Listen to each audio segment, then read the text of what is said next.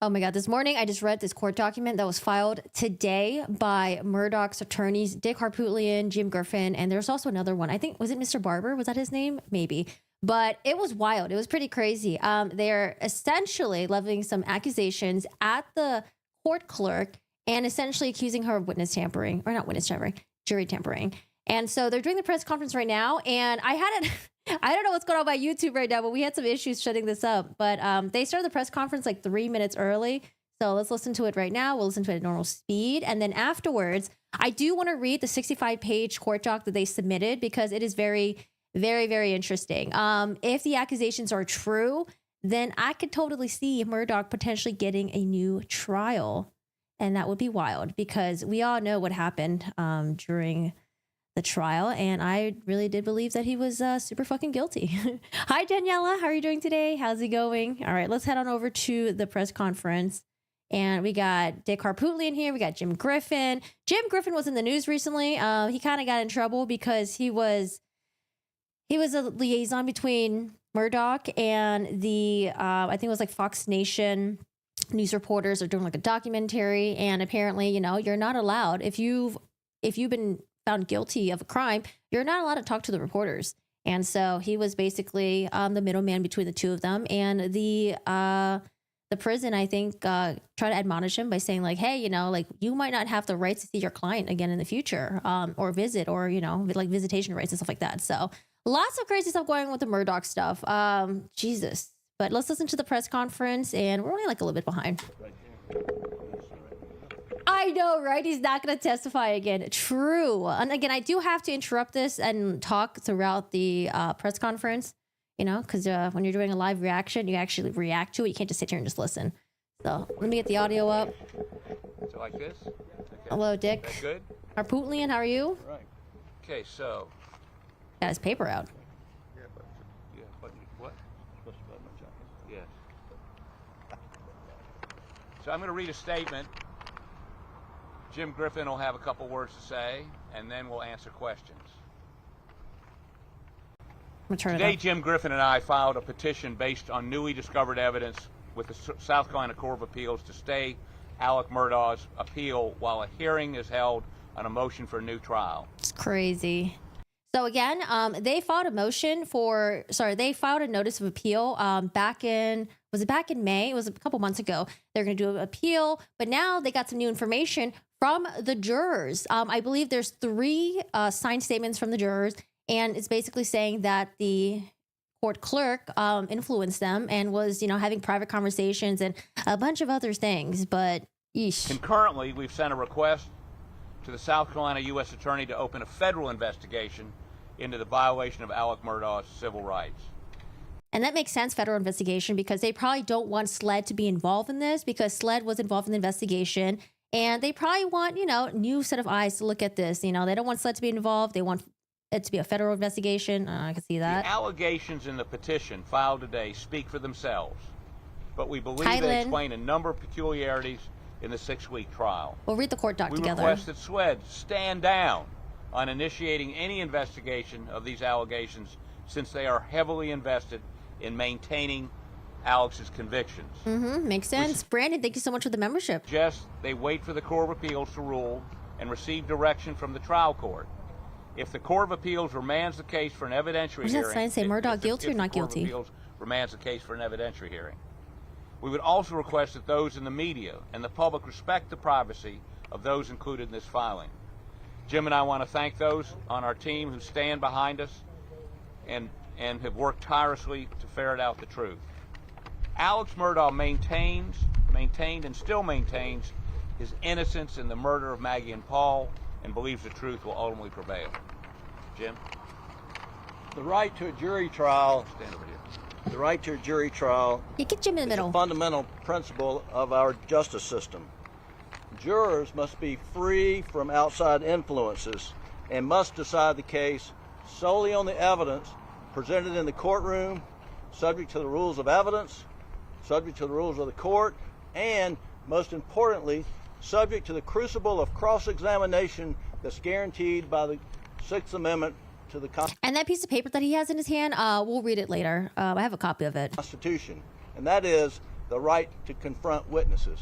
When jurors receive private communications outside the confines of a public courtroom, the Sixth Amendment is violated and numerous other constitutional rights are violated. And that's not Jim Griffin on the law, that is the law of the land.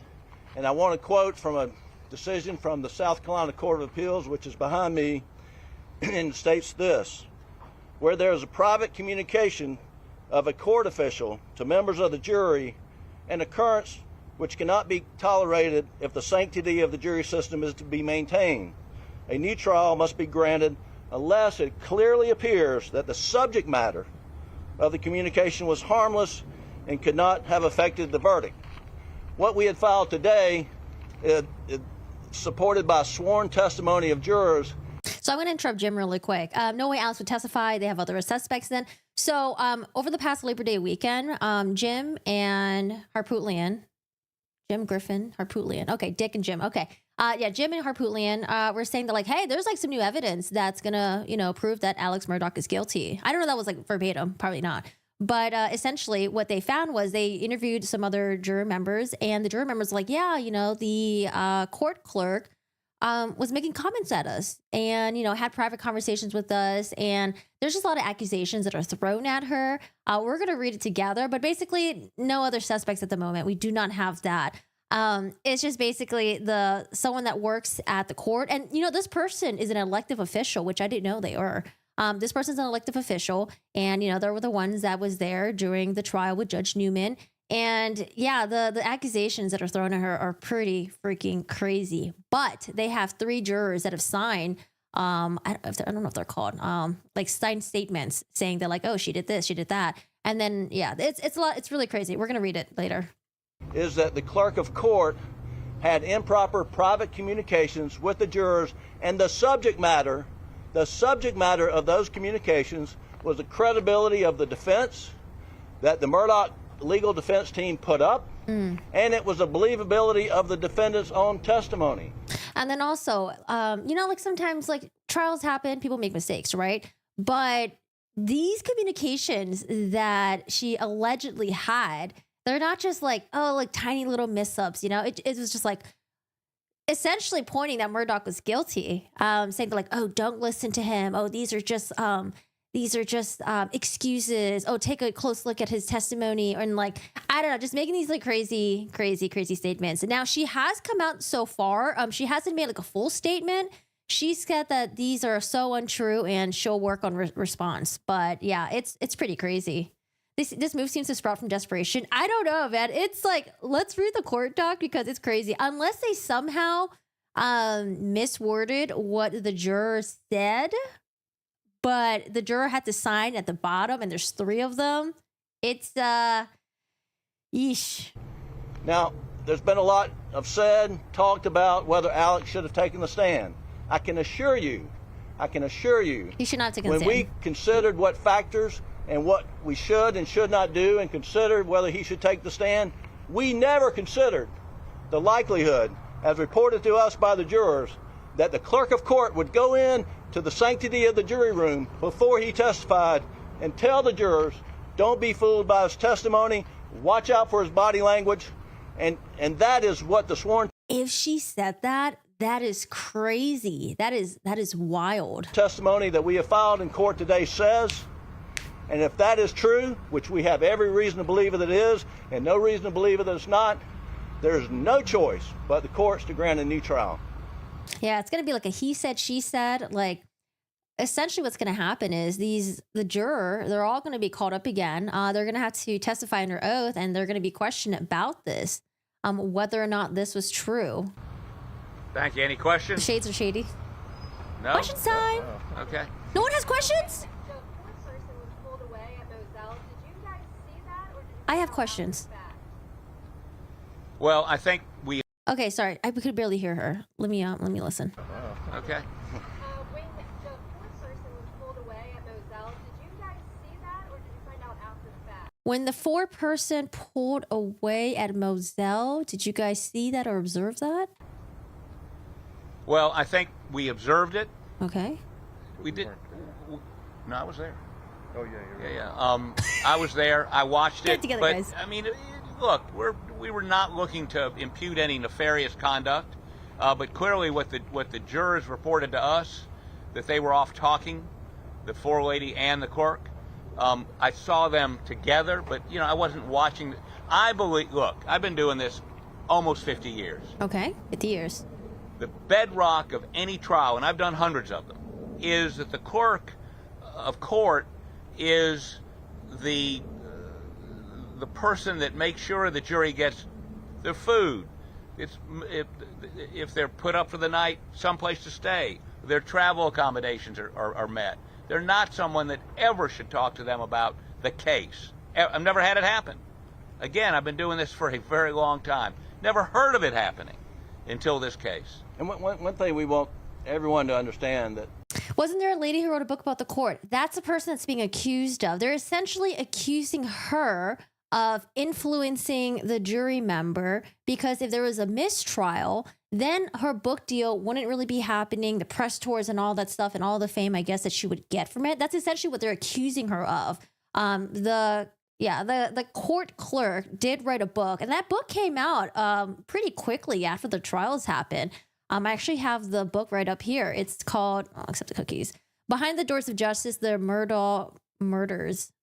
So this is the book right here. It came out shortly after the verdict. We'll read the court document. the clerk of court. I mean, it's possible that maybe when they question the juror, what I want to know is, how did they get wind of this? How did they get wind of any of this? Who contacted them, or were they the ones that were investigating? Like, how did they know to contact the jury members, or did they just contact the jury members? Just have an overall generalization, like questioning session maybe, and then from that session they found out, like, oh my god, wait, this happened, wait, really? Like, I just want to know, how did they start investigating into this? I want someone in the court, in the audience, to ask them that. How'd you guys start this investigation? Is an elected official by the people, not appointed by the judge, not appointed by the judiciary. It's a public official who's elected and is an independent state actor. And so what we are complaining about in the motion that we filed today is the conduct of an elected official, not conduct by Judge Newman or anybody in the unified court system. Judge Newman, oh my god, he must be pissed just listening to this. And I think it's important also to understand that she is a state actor, and that's why we forwarded today a letter to the U.S. Attorney asking them to open an investigation into the violation of Alec Murdaugh's civil rights by a state actor under color of state law. I believe you guys had Oh, there was another one? that Who? you had affidavits for it in the paperwork you filed. Something about affidavits? You guys had 4 jurors that you had affidavits for You guys have 4 jurors that you have affidavits for, in the paperwork you filed. or any paperwork you filed. To you, or did you guys reach out to Yes! Did they reach out to you, or did you reach out to them? That's what I want to know. How did they start this investigation? Well, Tell us. this is an interesting story. Let Jim tell you. So immediately in the aftermath of the verdict, we had received information that we needed to look into what happened in the jury room. From who? We who? started down that road, and we met a zone of silence. No jurors would speak to us. Okay. And so we were, what I like to call, we were given the Heisman, right? And then when the clerk of court wrote her book, published her book. Oh, I'm just going to guess what Jim's about to say, because there's a quote in the book, and I wonder if one of the juror members, who was the one that got kicked out. So there were 4 people that were dismissed. 3 of them was because of, I think it was like health issues. But there was one juror who was kicked out because they accused her of talking to her ex-husband about the trial, and he posted about it on Facebook and then deleted it afterwards. She was confronted by this by the court clerk, and she was like, I have no idea what you're talking about. And she was getting a little bit scared because there's a bug around here. She was getting scared because she has a restraining order against her ex-husband. And she's like, oh my God, like, is my ex-husband like stalking me again? What is going on? Like, why is he writing this on Facebook? And she asked the court clerk for evidence, like, oh, what post are you talking about? Can I see it? And the court clerk was like, this is all alleged.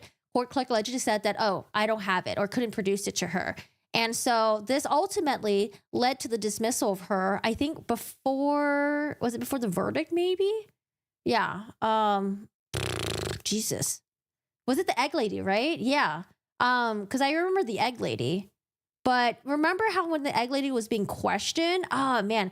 So I just remember Judge Newman saying that he wasn't happy that someone in his, someone on his team or the court clerk would do a interrogation of the juror without him being involved. Like, he wasn't happy about that. I remember hearing that and I was like, oh, like, I guess maybe, someone in his team questioned the lady about the eggs and not with the eggs, questioned the egg lady about, maybe talking about the case or something like that. But yeah, she was dismissed. So maybe she found out about the book. She read the quote and she's like, wait a second, this sounds like a load of bullshit. And maybe that is what incentivized her to contact Murdaugh's attorneys and be like, hey, like, I just want to tell you what actually really happened. And let me tell you the behind the scenes stuff. So we have the egg lady. And so maybe she has, I don't know. We've got the egg lady, but we need to make sure that there's other members of the juror as well that's going to back up what the egg lady said. But anyway, sorry. Let's see what Jim says. I was totally guessing what Jim was going to say. I might be wrong. That zone of silence collapsed, and jurors were upset about that, the ones we talked with. Okay. And they were more than willing to come forward and tell us the things that we had sort of heard through a whisper campaign. But, and so as a result of that, we were able to interview some jurors. Now, there's still a number of jurors who maintain that zone of silence, who have not talked to us. We think it was, so we say egg lady because there was a juror that was dismissed. Judge Newman brought her up when the other members were not present, but brought her up and was like, asked her some general questions like, oh, have you been talking about the trial or have you seen anything? I forgot what the specifics were. There might be a transcript that we can pull up in the motion. I don't know if they included it but essentially they called her the egg lady because after she was dismissed, she was like, oh, hey, like, can I get my eggs back? They're in the refrigerator. So there was another juror member that I think like has a farm or something, maybe bought a bunch of eggs for everyone. And I don't think she was the one that bought eggs for everyone. I think she was the recipient of those eggs. Hey, Axel, how are you doing today, Joe? Thank you so much for the 8 months. Did try to reach out to most all of them that we could get in touch with, but we, the information we got, I can tell you, was independent of each juror. The first juror we talked to, we got information about Ms. Hill saying, don't be fooled. And then the second juror, independent of the first juror, says the same thing, and the third juror, independent of the other two, say the same thing. And so we're very confident that But see, I wonder, when they question these jurors, I want to know if this is recorded by any chance, because I want to know, how did they ask the questions of this juror? Was it like leading questions, or were just like, hey, like, the court clerk, right? What was your thoughts about her interactions? Did she say anything to you guys that you thought that might be, against Judge Newman's order? Or was it like leading questions? It was like, oh, did she tell you this, X, Y, and Z? Did she tell you X? I just want to know what kind of questions they asked the jurors. But of course, they want the appellate judges to, I guess, to temporarily, what was their motion called again? It was like to suspend the appeal and then to motion for a new trial. Okay. So they basically want the appellate judges to hold the evidentiary hearing to talk to the juror members to see if there was some fuckery going on behind the scenes, by the court clerk. information is accurate. Well, Expectation timeline.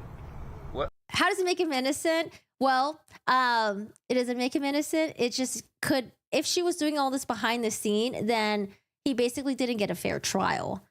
So, is there new evidence that's going to prove that he's innocent? Is there any other suspects out there? Not right now, no. It would just be horrible if this was true. That would just be freaking awful. But, these are all accusations right now. What? When a ruling will be, how fast do you want it? Ask them. I mean, we don't have any control over that. We just did receive a notice from the Court of Appeals that the Attorney General has 10 days to respond to our motion. 10 days, okay. Okay. I'm gonna write Now, that down. I think what's interesting to me, again, having done this for so long, is that once we had that initial contact with that first juror, we began going around. We had a list and knocking on, literally on Sundays, knocking on jurors' doors, asking them to speak with us. Some of them wouldn't come out. Some of us told us never to come back. But some did, and some talked to us. I'll give you an example. And one of the things we heard was, Rose says, I wonder this could be jury instructions that they misunderstood. When I initially heard this, I was like, oh, maybe they're just making, maybe they're blowing things out of proportion. Maybe they're taking like some small innocuous statements. Maybe there's some misunderstandings or something. But the accusations that they are throwing at her, it doesn't sound like misunderstandings. once the jury went out, even though there were 6 smokers and they were given smoke breaks during the entire trial, once the jury went out, they were told no more smoke breaks. No, you people that want nicotine, you're going to have to get a verdict first. Oh, yeah. So one of the accusations that they're saying was that during jury deliberation, she supposedly, apparently, allegedly told them that if you don't make a deliberation by, 11 p.m., then you're going to have to stay here. We're going to have to get you a hotel overnight. Now, I don't know if that's true or not. I didn't hear anything about jurors having to stay there. I don't remember Judge Newman giving them instructions that. But apparently they're saying that she told the jurors that. And the jurors were upset because they weren't prepared to fucking stay there overnight. They're, ready to go home. So that was one thing. And then the other thing was apparently something about when they're deliberating, smoke breaks were allowed. But at some point, she was like, okay, well, you guys can't have a smoke break until a verdict is reached. So that's what they're... And if you have people that need to smoke, you're going to start getting really antsy and you're going to be really uncomfortable. But... yeah. I mean, it's that kind of stuff. Now, that indicates something, and the court would be the one to communicate that. Why? So, a bunch of folks told us stuff that appeared to be inconsequential, but in the total context indicated to us that what we've put in this petition about the clerk is credible. And based on sworn testimony from 2 jurors, Alex is corrupt. How do we know this person wasn't corrupted as well? Yeah, so that's why I want to see how many other people are going to have stories that's going to align with the first juror member. Because it's possible that the first juror member that was dismissed, maybe she's just really salty about the whole thing. And she's like, you know what? Fuck this. I'm just going to lay it all out there and maybe make some bullshit up. But we don't know that, right? Now, in order to see if what she's saying is true or not, there has to be other juror members that's going to corroborate with her story. But again, I want to know how they question the jurors. That's why they want to have this evidentiary hearing with the juror members and have the judges talk to them and be like, hey, let's ask you a bunch of questions to see what happened. Let's see if this is true. Have them testify under oath. And we interviewed a third. So we'll my see. paralegal, Holly Miller, has given you an affidavit or filed an affidavit on what she told us. A lot of these folks just don't want to get involved. But they're going to be involved if we get a hearing, because each and every one of them is going to have to testify in an open court before you as to what happened and what didn't happen. Wait, one at a time. Who? It would appear that Judge Newman was at least aware of some of the allegations that you talk about in your motion. For example, the Facebook post with juror 785, and the judge actually said, oh boy, I'm not too pleased about the clerk interrogating a juror as opposed to coming to me and happening it to me. And that's a good point. There's no suggestion that Yeah, so it did mention Judge Newman, but not in a way where they're accusing Judge Newman of being involved with this whole court clerk stuff. But in the motion, they did mention, they're like, oh, Judge Newman knew about some of this stuff because, Judge Newman was approached about this Facebook post, which led to the dismissal of one of the juror members. And Judge Newman made a comment saying that he wasn't happy that, a person in the court would question a juror without him essentially being there. the judge did anything untoward. But what that does do, if it comes back, he may end up being a witness. So, I mean, but until the Court of Appeals acts, that issue does not have to be dealt with. But if the fact is that the court was aware of some of these issues but still didn't intervene, how concerned are you? We don't know. We don't know that he didn't intervene. That's what I'm saying. He's a witness. We need to know. That this evidence is strong enough such that it could have changed the verdict had it been introduced in trial. That's not the legal test. The legal test is the subject matter prejudicial to the defense. It's not would it have made a difference in the outcome. Was the subject matter of the improper private conversation material to the defense? If it's immaterial, like what do you want? Alec thought of all this in his cell. What do you think? Money talks. Think about it. Want to have for dinner? Do you want to take a smoke break? Do you want to go home? Those are immaterial matters. But when the subject matter is, and is reported under oath by these jurors, It was a direction on how you should receive Alec Murdaugh's testimony. You should look at him. Don't be fooled by him. That subject matter is absolutely material. That's the core of our defense, and that is something that we had no chance to defend against. And so we strongly believe if that evidence is accurate, and the law will require a new trial. If this is all true, do you think the clerk should be criminally charged? Do you think the clerk should be criminally charged? When was the last time No you spoke comment. with your No comment. client, and what has he shared with you with this latest motion? Well, I can't talk about attorney-client privilege information. I can tell you that when I shared with him the affidavits, Something about what have you shared with your client, Alex Murdaugh? And he's like, oh, I can't tell you, attorney-client privilege. he's a lawyer. He was astonished. He was shaking. He was in disbelief, and he thanked Mr. Harpootlian, Mr. Barber, and myself for spending our weekends is on Mr. dirt Barber. roads in Colleton County. And by the way, we've seen more of Colleton County on dirt roads, in places we're city boys, we didn't believe existed in this state, looking for folks that would talk to us. A lot of doors slammed in our face. A lot of doors slammed in our faces. Do you think Ms. Hill should still have her job? I'm sorry? Do you think Ms. Hill should still have her job? You think Miss Hill should still have her job? So that's her name. Her name is Rebecca Hill. No comment. I'm No sorry, comment? what? Facebook posting from the ex-husband of the dismissed juror. There's a lot of detail in there about that. And there's some in-camera transcripts there as well. Was this not something that he handled very quickly? The fact that you guys are alleging it didn't exist at all and perhaps was conspired to be created to get this juror dismissed? Yes.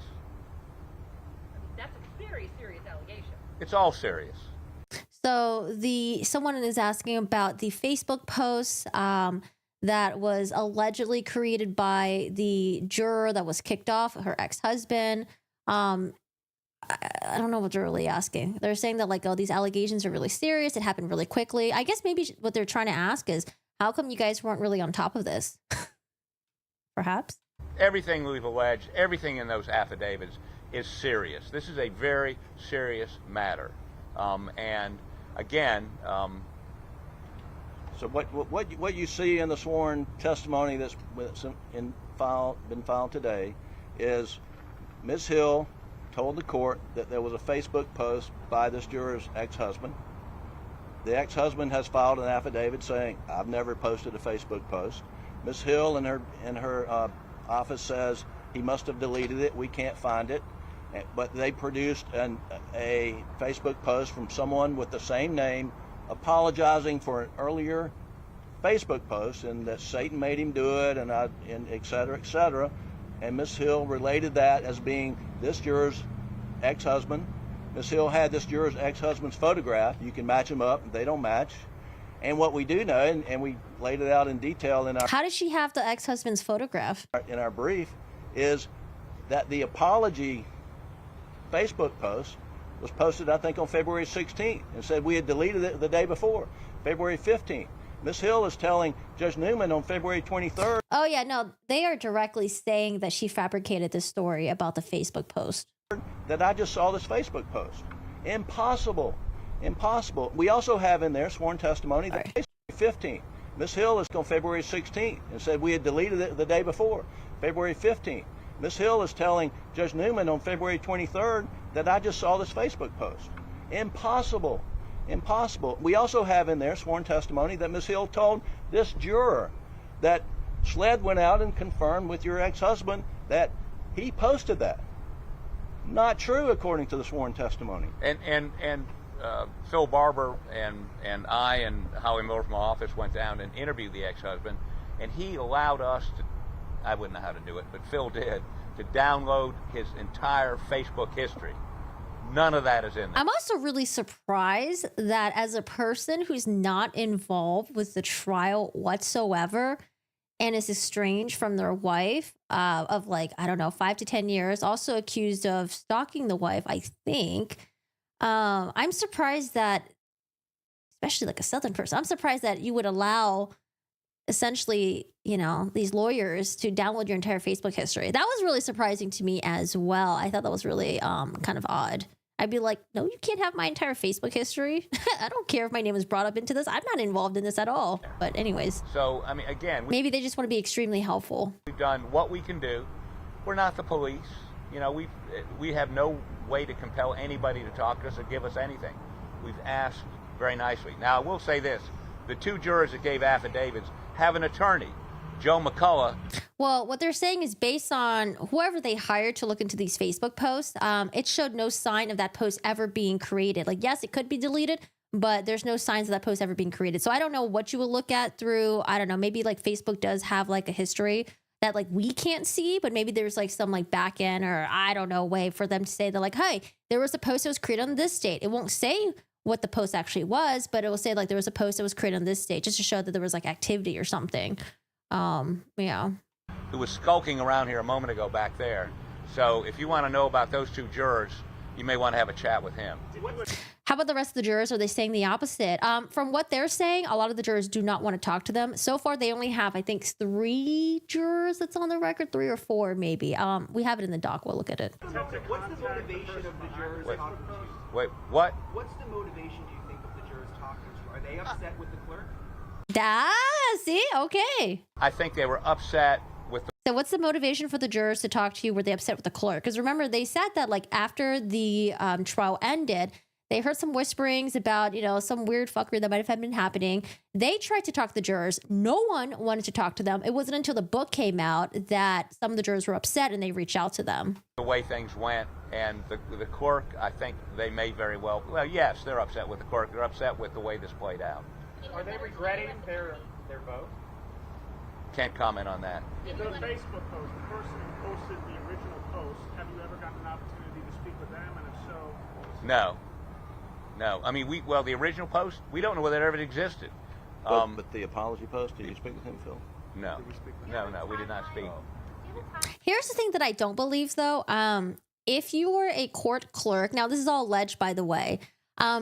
If you were a court clerk, you were perusing on Facebook and you saw a post that had to do with the trial that you were overseeing, and it's about an ex-husband who's accusing his ex-wife, of talking about the case to other people, I don't see why you wouldn't screenshot it. You'll see in the court transcripts. Apparently, she said she saw it and she was like, she had enough of it and just kept scrolling or something like that. That to me is a red flag because it's like, in this day and age, it's so easy to screenshot. A lot of people know how to screenshot. I don't see why they wouldn't have screenshotted it because later on when Judge Newman was like, hey, do you have the post? She was like, no, I don't have the post. So there's a lot of weird stuff that's going on right now. We'll have to wait until more shit comes out. But yeah, there's a lot of weird things. From the FBI regarding your request for a new investigation. Well, as you know, having talked to the FBI before, no. That's the thing. Why tell the defense attorneys and not the judge? Like when the trial was happening, it's possible that maybe the jurors didn't know. Maybe they looked at the court clerk as like a figure of authority. Maybe they leaned on her as someone who would know what to do, what not to do. So it's possible maybe she said some things and they're like, oh, well, this is weird. But you know what? She's the court clerk. Maybe she's allowed to do it. You know, we're just going to put our trust into her because she's in this power of authority. She's an elected, figure. So that could be possible as well. Yeah. They're not going to tell us anything. In your letter, Sorry, what did they ask? Before, no. Well, as you know. do you have a timeline from the FBI regarding your request for a new investigation? Well, Do you have a timeline from the FBI regarding your request for a new investigation? as you know, having talked to the FBI before, no. They're not going to tell us anything. In your letter to the U.S. Attorney, you mentioned the importance of having the FBI investigate as opposed to SLED, for example. Can you talk about the importance of having the FBI involved? Well, having Something about having the FBI involved rather than have SLED into the investigation of this? anybody but SLED investigate it. SLED is very invested in this conviction. How invested? Well, the agent, David Owens, that testified under cross-examination by Jim, admitted 2 things. 1, he perjured himself in front of the grand jury. And 2, he fabricated evidence. SLED made him this year's Law Enforcement Officer of the Year. So is that the agency that ought to be going to jurors? I don't think so. I think that the court, if this is remanded back, the trial court should pick somebody else. Now, I think what Jim is, sorry, not Jim. Is this Jim? No, this is Dick. This is Dick Harpootlian. What Dick is referring to. Now, I thought it was kind of a weird hiccup during the trial. David Owens was up there. He was testifying. Well, he was being cross-examined by Griffin. And Griffin was like, hey, you said to the grand jury that you had, I forgot what it was. It was like XYZ evidence or something like that. But you're telling me now that you don't have that? I forgot what it was though. He like misstated something, or maybe misled on purpose. We don't know. What was it again? Was it the guns? It was like something about the guns and whether or not there was guns missing from Alex Murdaugh's possession, or I forgot what it was, but it was kind of like weird, but it was like, maybe like they didn't, I don't know. I didn't really, it kind of left me a little bit more confused than anything. It wasn't like after I heard it, I was like, oh yeah, for sure, he's corrupt. Or it wasn't like, oh yeah, for sure, this is a misunderstanding. For me, I was just more confused. I was like, I'm not really quite sure which it was. Was it the blood on the t-shirt? I think it was something about the guns, maybe the buckshot versus birdshot. I forgot what it was. But it wasn't enough to show to me that, oh my God, SLED is so corrupt and that Alex Murdaugh is, being framed. Yeah. The FBI's not doing it, then there's the sheriff's departments, there are other folk, not Colleton County, but other sheriff's departments that could go out and interview jurors or bring them to court. I mean, all these jurors are going to end up testifying anyway. There may not be any reason to go out and interview them. They may just put a subpoena on them, bring them to court. How important is your deal if these jurors testify under oath in a place where, like you say, the zone of silence when they have to talk about the court? I couldn't really hear the question. Something about the jurors testify under oath, something. Go ahead. Yeah, I mean, that's something that would happen if we get the hearing that we've requested. That's why we've requested the hearing, so that we can get subpoena power and we can get some subpoena, not just individuals come to court, jurors come to court, witnesses come to court, but subpoena records, phone records, for example, emails, for example. I mean, so with a hearing, we have a broad array of assets at our disposal to bring evidence to court. Right now, we've got nothing except Dick's Mercedes and dirt roads in Colleton County. Have you spoken to any jurors who refute what the other jurors are saying? No, we've not had any juror contradict anything what the other jurors are saying. What you I want to know these interviews are recorded. saw in some of the affidavits is the jurors were separated in two rooms and sort of broke up from guys in one room, gals in another room. I don't know if that was appropriate. Men in one room, females in another room, and so the comments that we've gotten on the sworn affidavits come from the ladies' room, if you will, more so than the men's room. But we do have information that we. What is he trying to say? He's saying that there's more. So it's the female jurors that are speaking out on this? Submitted from one juror where he does acknowledge that she talked to him about evidence, about autopsy photos, and don't be upset about them. I mean, that should not be happening. That should not be happening. And this juror is a smoker, and he relayed to us basically the coercive effect of people who have a nicotine habit not able to smoke until they reach a verdict. And so that's what we got. Wait a second. Yeah. An issue with the cable at the very Oh, but you know what?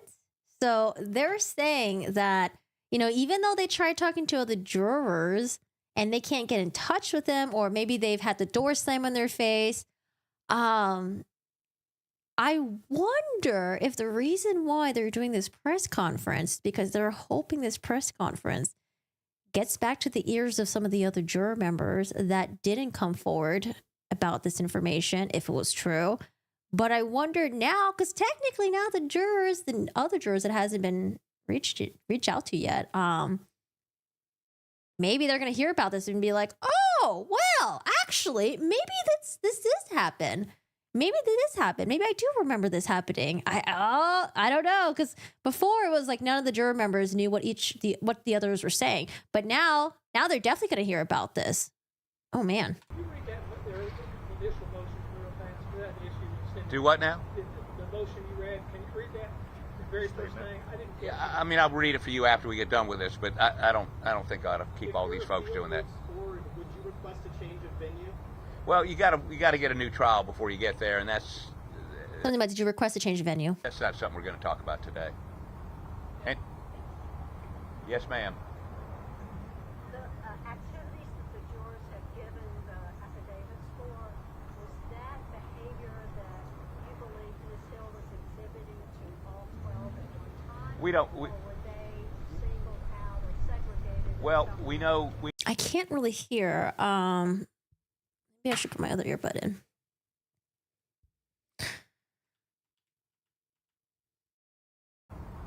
And, yes, ma'am. The activities that the jurors have given the affidavits for, The activities that the juror has given the affidavit for. was that behavior that you believe Ms. Hill was exhibiting to all 12 at one time? Is that behavior that you consider something something? We don't. Or were they singled out or Were they singled out segregated? Well, or segregated? we know some of the statements were made in front of the jurors in the one jury room. Now, understand I think there were only 6 jurors in that room, or maybe 8. I'm not sure, but not all the jurors would have been present for all the statements. Clearly, they were given in one room or the other. Oh, is this what they meant about segregating between men and female? And just to be clear, the catalyst for like reinvestigating this was the publication of Ms. Hill's book. Yes, ma'am. So, Go ahead. So So the catalyst of reinvestigating this was the publication of the book. So we didn't stop investigating, but we were hitting brick walls until her book came out, and then jurors who obviously were not comfortable with how she handled matters were even less comfortable with her going on a book tour and making money off what she did. I think he has to be really careful with how he words this, because he can make it sound like the jurors knew that there was weird things going on, but the reason why they came out was because of the book tour thing. Now, if he's saying that because of what she wrote in the book, and they found out to be like, oh, untrue, or they found that, she was being really sneaky behind the scenes, and that made them realize that because of the book, that's a different story. But if they're just like salty about, like, I don't know, if they knew that she was like doing some fuckery and they were pissed off that she was doing a book tour and profiting off of it, that's like, I don't know, that's like a different story to me. That's So I think he has to be careful with how he words this. less comfortable with her going on a book tour and making money off what she did. That's what was reported to us. Now, she has said her book is self-published. That really doesn't sound like somebody who's getting a lot of money. Now she's saying that her book is self-published. It doesn't sound like she's getting a lot of money. Oh, interesting. What do you say to that? What do you say to that? Well, she's just self-published. Well, she's trying to make a lot of money.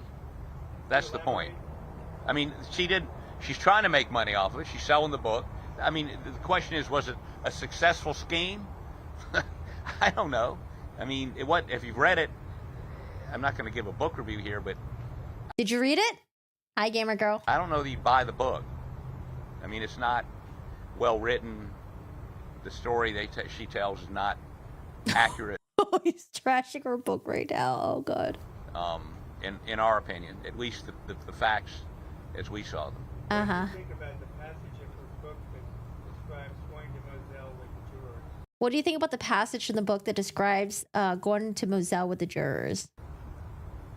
Well, the problem I have with what she says in there is, after going to Moselle, we, if you notice, she used the plural we, felt such and such and such and such. Is that the jurors and her? I mean, I think that's great cross-examination for her when she testifies in this matter before the Wait, what's wrong with the we thing? Sorry. we felt Uses such we. and such and such and such. Is that the jurors and her? I mean, I think that's great cross-examination for her when He needs to be a little specific about that, she but okay. testifies in this matter before the trial judge if the Court of Appeals sends it back. Do you want any hearing in this matter to be public? Absolutely. Do you want any of the juries to be public, I guess? Absolutely. We want all y'all there. We miss you.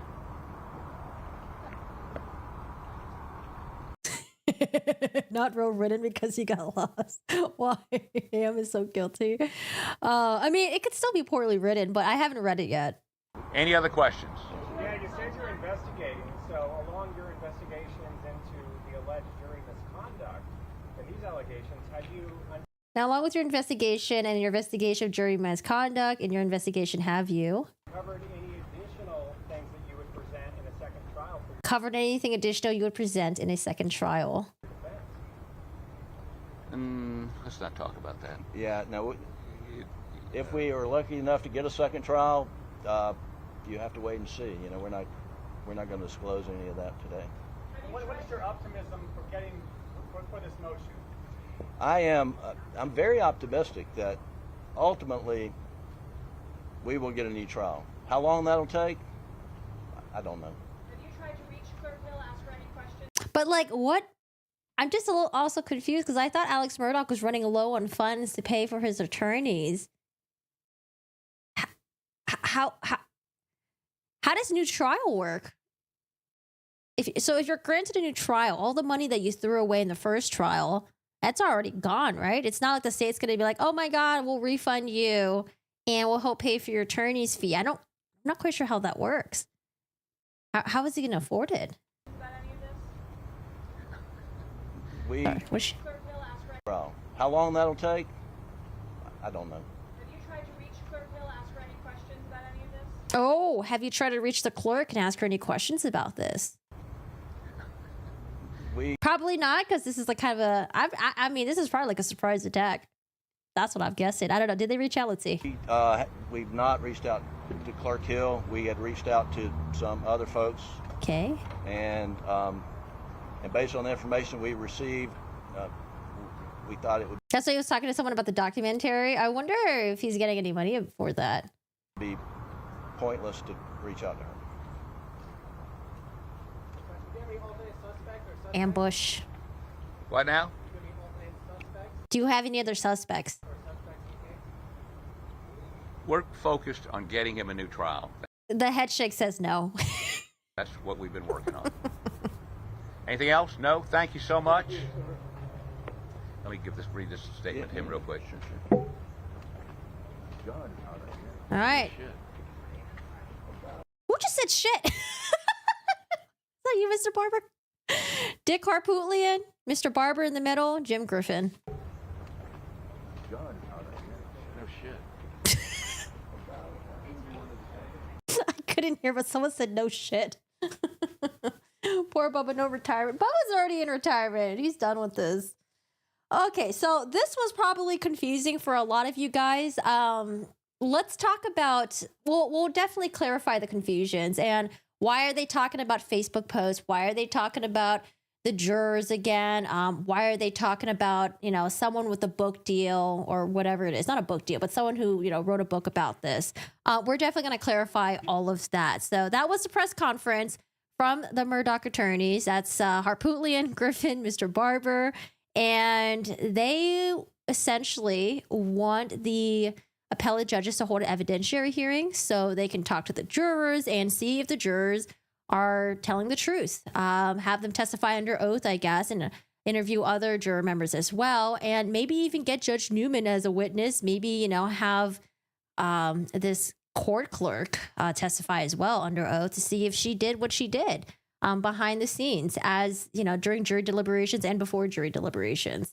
So we will see. We'll see what happens with that.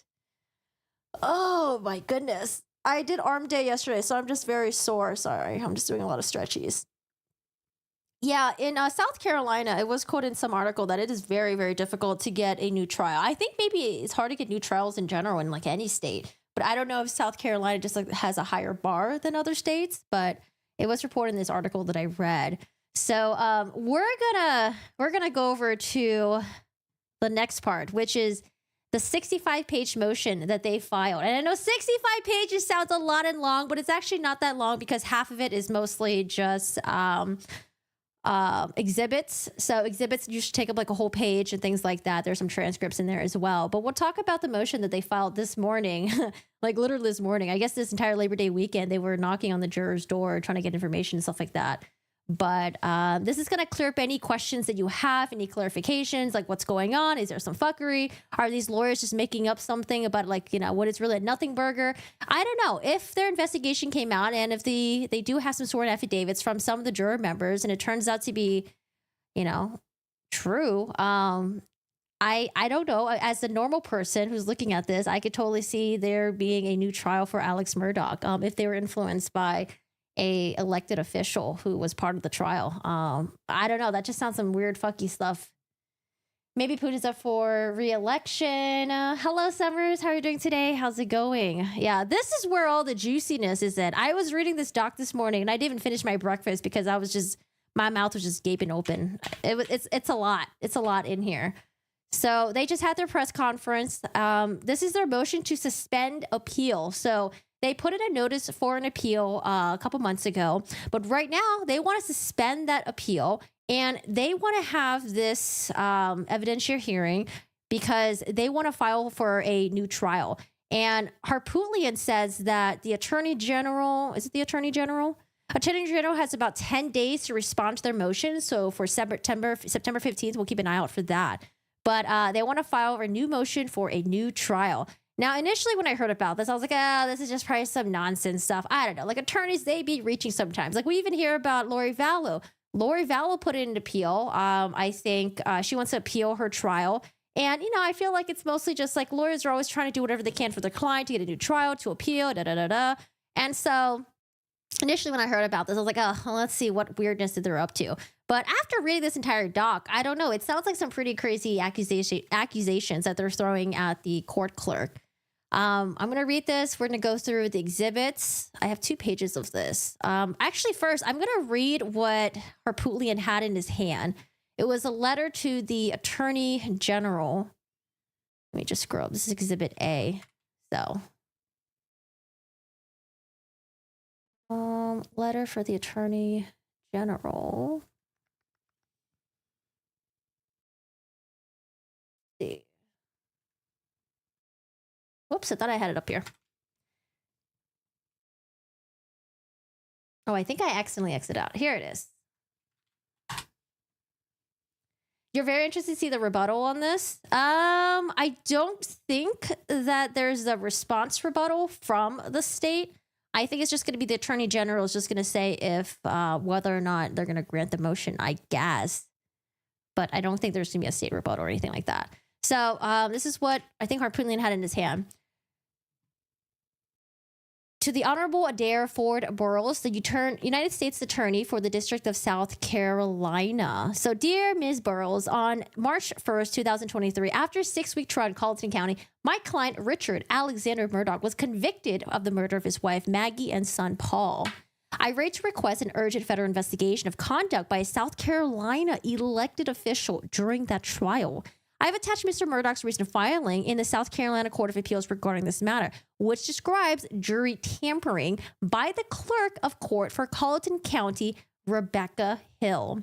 Ms. Hill's conduct described in detail by the jurors in sworn affidavit testimony implicates 18 U.S.C. 242, which imposes criminal penalties on anyone acting under the color of any law, statute, ordinance, regulation, or custom and willfully subjects any person to the deprivation of any estates, any rights, privileges, or immunity secured by the protected by the or immunity secured or protected by the Constitution or laws of the United States. Ms. Hill acted under color of South Carolina law. She is the elected clerk of court charged with jury management. Every interaction she had with any juror during the murder trial was under the pretense of authority granted by state law. In our recent court filing, we assert that Ms. Hill's actions deprived Mr. Murdaugh of his rights under the Constitution. This is them saying the Constitution right there. So someone asked earlier, well, why didn't the jury just say something to Judge Newman? Why didn't they go to the judge directly? Well, they probably saw her as an authority figure and probably just thought like, oh, maybe she's not doing anything that's breaking the rules because, we're going to defer to her to know what's best, right? So maybe that's why they didn't say anything about some of the comments that she made. I don't know. Although I'm pretty sure Judge Newman would have been really clear, but I don't know. I know Judge Newman was really clear about the jury members not doing research and talking amongst themselves. But when it comes to talking with them and the court clerk, maybe they just weren't really sure. I request that federal law enforcement investigate whether Ms. Hill and any other state actor violated 18 U.S.C. 242 by tampering with a Colleton County jury, Colleton, not collection. Even if no federal charges are ultimately brought, an investigation by the FBI agents is needed to discover the truth and to vindicate Mr. Murdaugh's federally guaranteed right to a fair trial. So again, they're not saying that like Murdaugh is, not guilty because they found new evidence. exculpatory evidence or that, they have another suspect. It's because they're saying that like, oh, potentially he didn't have a fair trial was because maybe this court clerk influenced the pool of the jury.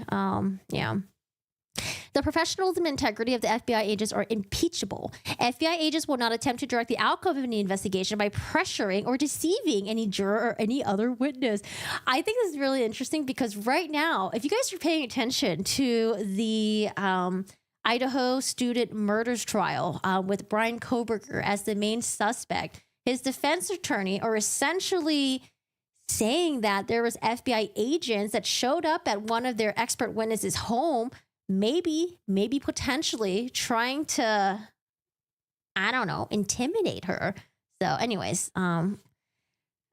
no juror will attempt to deceive an FBI agent. If FBI agents interview jurors, the truth will be known, whatever the truth may be. The same cannot be said of any investigation conducted by SLED. So again, this is going to tie back to Alex Murdaugh saying that like, oh, remember when he testified and they were like, well, Murdaugh, why didn't you tell SLED the truth about you being there or some other stuff?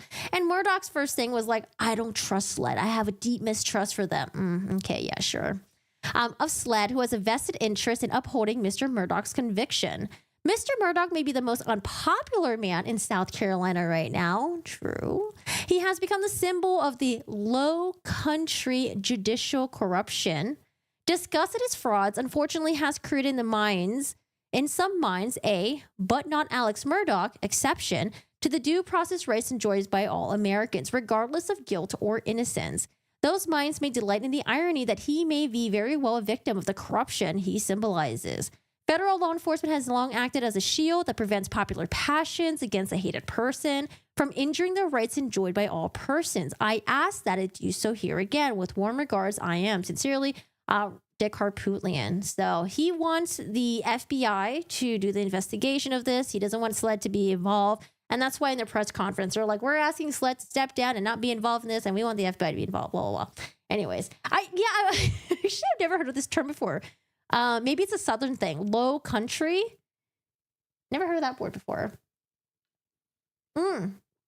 Judge Newman also presided over, it's a super, super sad trial that happened recently, where a mother leaves her child in the car for 5 to 6 hours.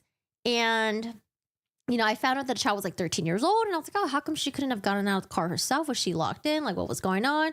Well, the child has cerebral palsy, essentially pretty much being almost like paralyzed, doesn't really have like motor functions, wouldn't be able to open the door, wouldn't be able to get up or do anything essentially for their own selves. So they would have to rely on a caretaker.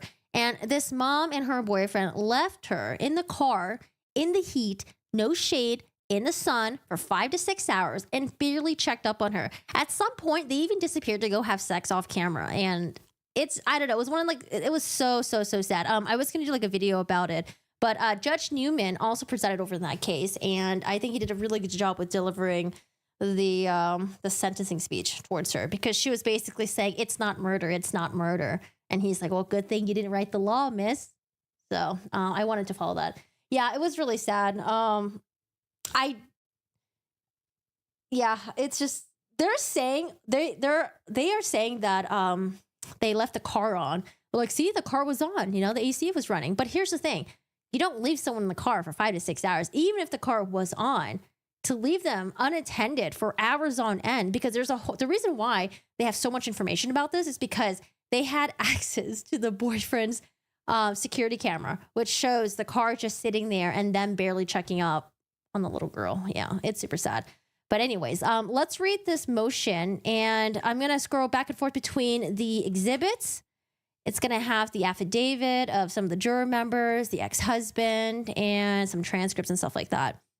So when I was reading this, I was like, oh my God, this sounds pretty wild. But I think Judge Newman did a really good job with the sentencing stuff. So, all right. So appellate Richard Alex Murdaugh, pursuant to Rule 29B of South Carolina Rules of Criminal Procedure, hereby moves for leave to file a motion for a new trial based on after discovered evidence in the Court of General Sessions and to suspend this appeal during the pendency of that motion.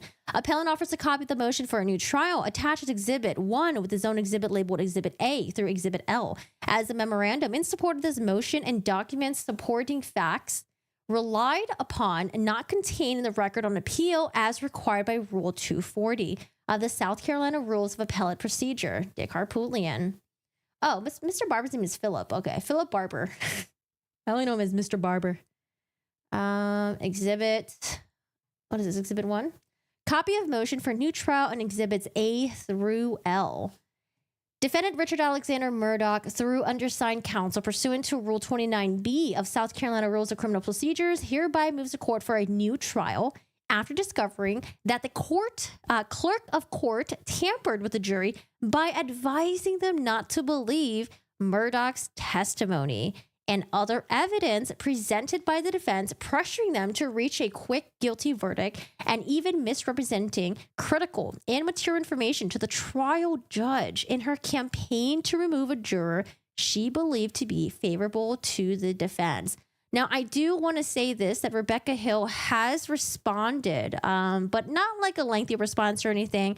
Apparently, Chanley Painter reached out to her, and Rebecca Hill says, I'm working on a statement now. This is so untrue. This is her book right here, Behind the Doors of Justice, The Murdaugh Murders. And honestly, I looked up what she looked like. I don't remember seeing her in trial, to be honest. But this is an interview that she did with Court TV shortly after the guilty verdict and when the book came out. Do you guys remember when the guilty verdict came out for Murdaugh? Was it in April? Because I feel like things just happen really quickly. So that is her right there. That's the one that they are accused of doing behind the scenes stuff. So that's her, and that's her co-author. I'm not really quite sure the co-author, that's her husband or something, but that's her co-author right there. But anyways, again, this is all alleged, by the way. So specifically, during trial, the Colleton County Clerk of Court, Rebecca Hill, instructed jurors not to be misled by evidence presented in Mr. Murdaugh's defense. That's kind of weird.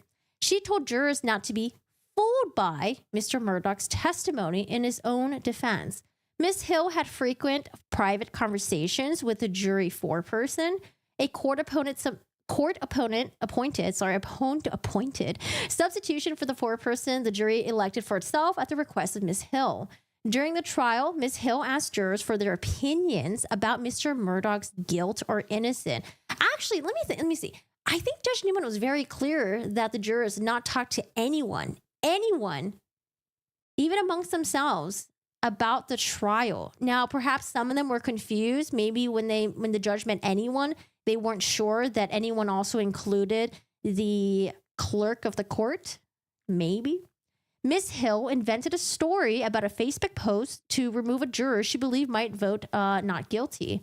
Ms. Hill pressured the jurors to reach a quick verdict, telling them from the outset of their deliberation that it shouldn't take them long. Ms. Hill did these things to secure for herself a book deal and media appearances that would not happen in the event of a mistrial. Ms. Hill betrayed her oath of office for money and fame. Once these facts are proven, the law does not allow the court any discretion about how to respond. It must grant a new trial. I don't know. I think even if Alex Murdaugh's verdict came out as not guilty, I feel like she would still be able to do her book deal. She would still be able to do her media appearance and stuff like that. So I don't know if she was really I get what they're trying to say, but I feel like, if he was found not guilty, I think that would have been more. There would have been more, I don't know, more fire. I don't know. I feel like there would have been more upheavals about it. Once these facts are proven, the law does not allow the court any discretion about how to respond. It must grant a new trial. Number 1, the statement of facts. Mr. Murdaugh was indicted for the murder of his wife, Maggie, and his son, Paul, on July 14, 2022. His murder trial began January 23, 2023. The presiding judge was Honorable Clifton Newman. The trial ran for 6 weeks, ending with the conviction on the evenings of March 2nd. Oh, that was March 2nd. I think her book came out 2 months after that in May. March 2nd, 2023, and sentencing on March 3rd, 2023. She didn't want a hung jury because she wouldn't be able to finish her book. Oh, is what they're kind of saying. I mean, she could just end the book with, oh, it's a hung jury and let's talk about the corruptions, I guess, of Alex Murdaugh. I mean, yeah, I get it, but I'm like, I don't know. I feel like the book thing could have still happened. I don't know. If anything, that could lead her to write more books about the trial instead of having the trial end there. Ms. Hill self-published a book, so there is no book deal. Yep, someone in the one of the news reporters asked that. And Dick Harpootlian was like, well, there's the potential of making money, you know? So maybe they didn't know that's exact detail, but they were saying that she had the potential to, like, you know, make money to sell the book and do the tour, I guess. The state rested its case in chief, and the defense began its case on Friday, February 17th, 2023. Court was not held on February 20th, which was President's Day. After returning from holiday, Ms. Hill began to enter the jury's room often. The affidavit of juror number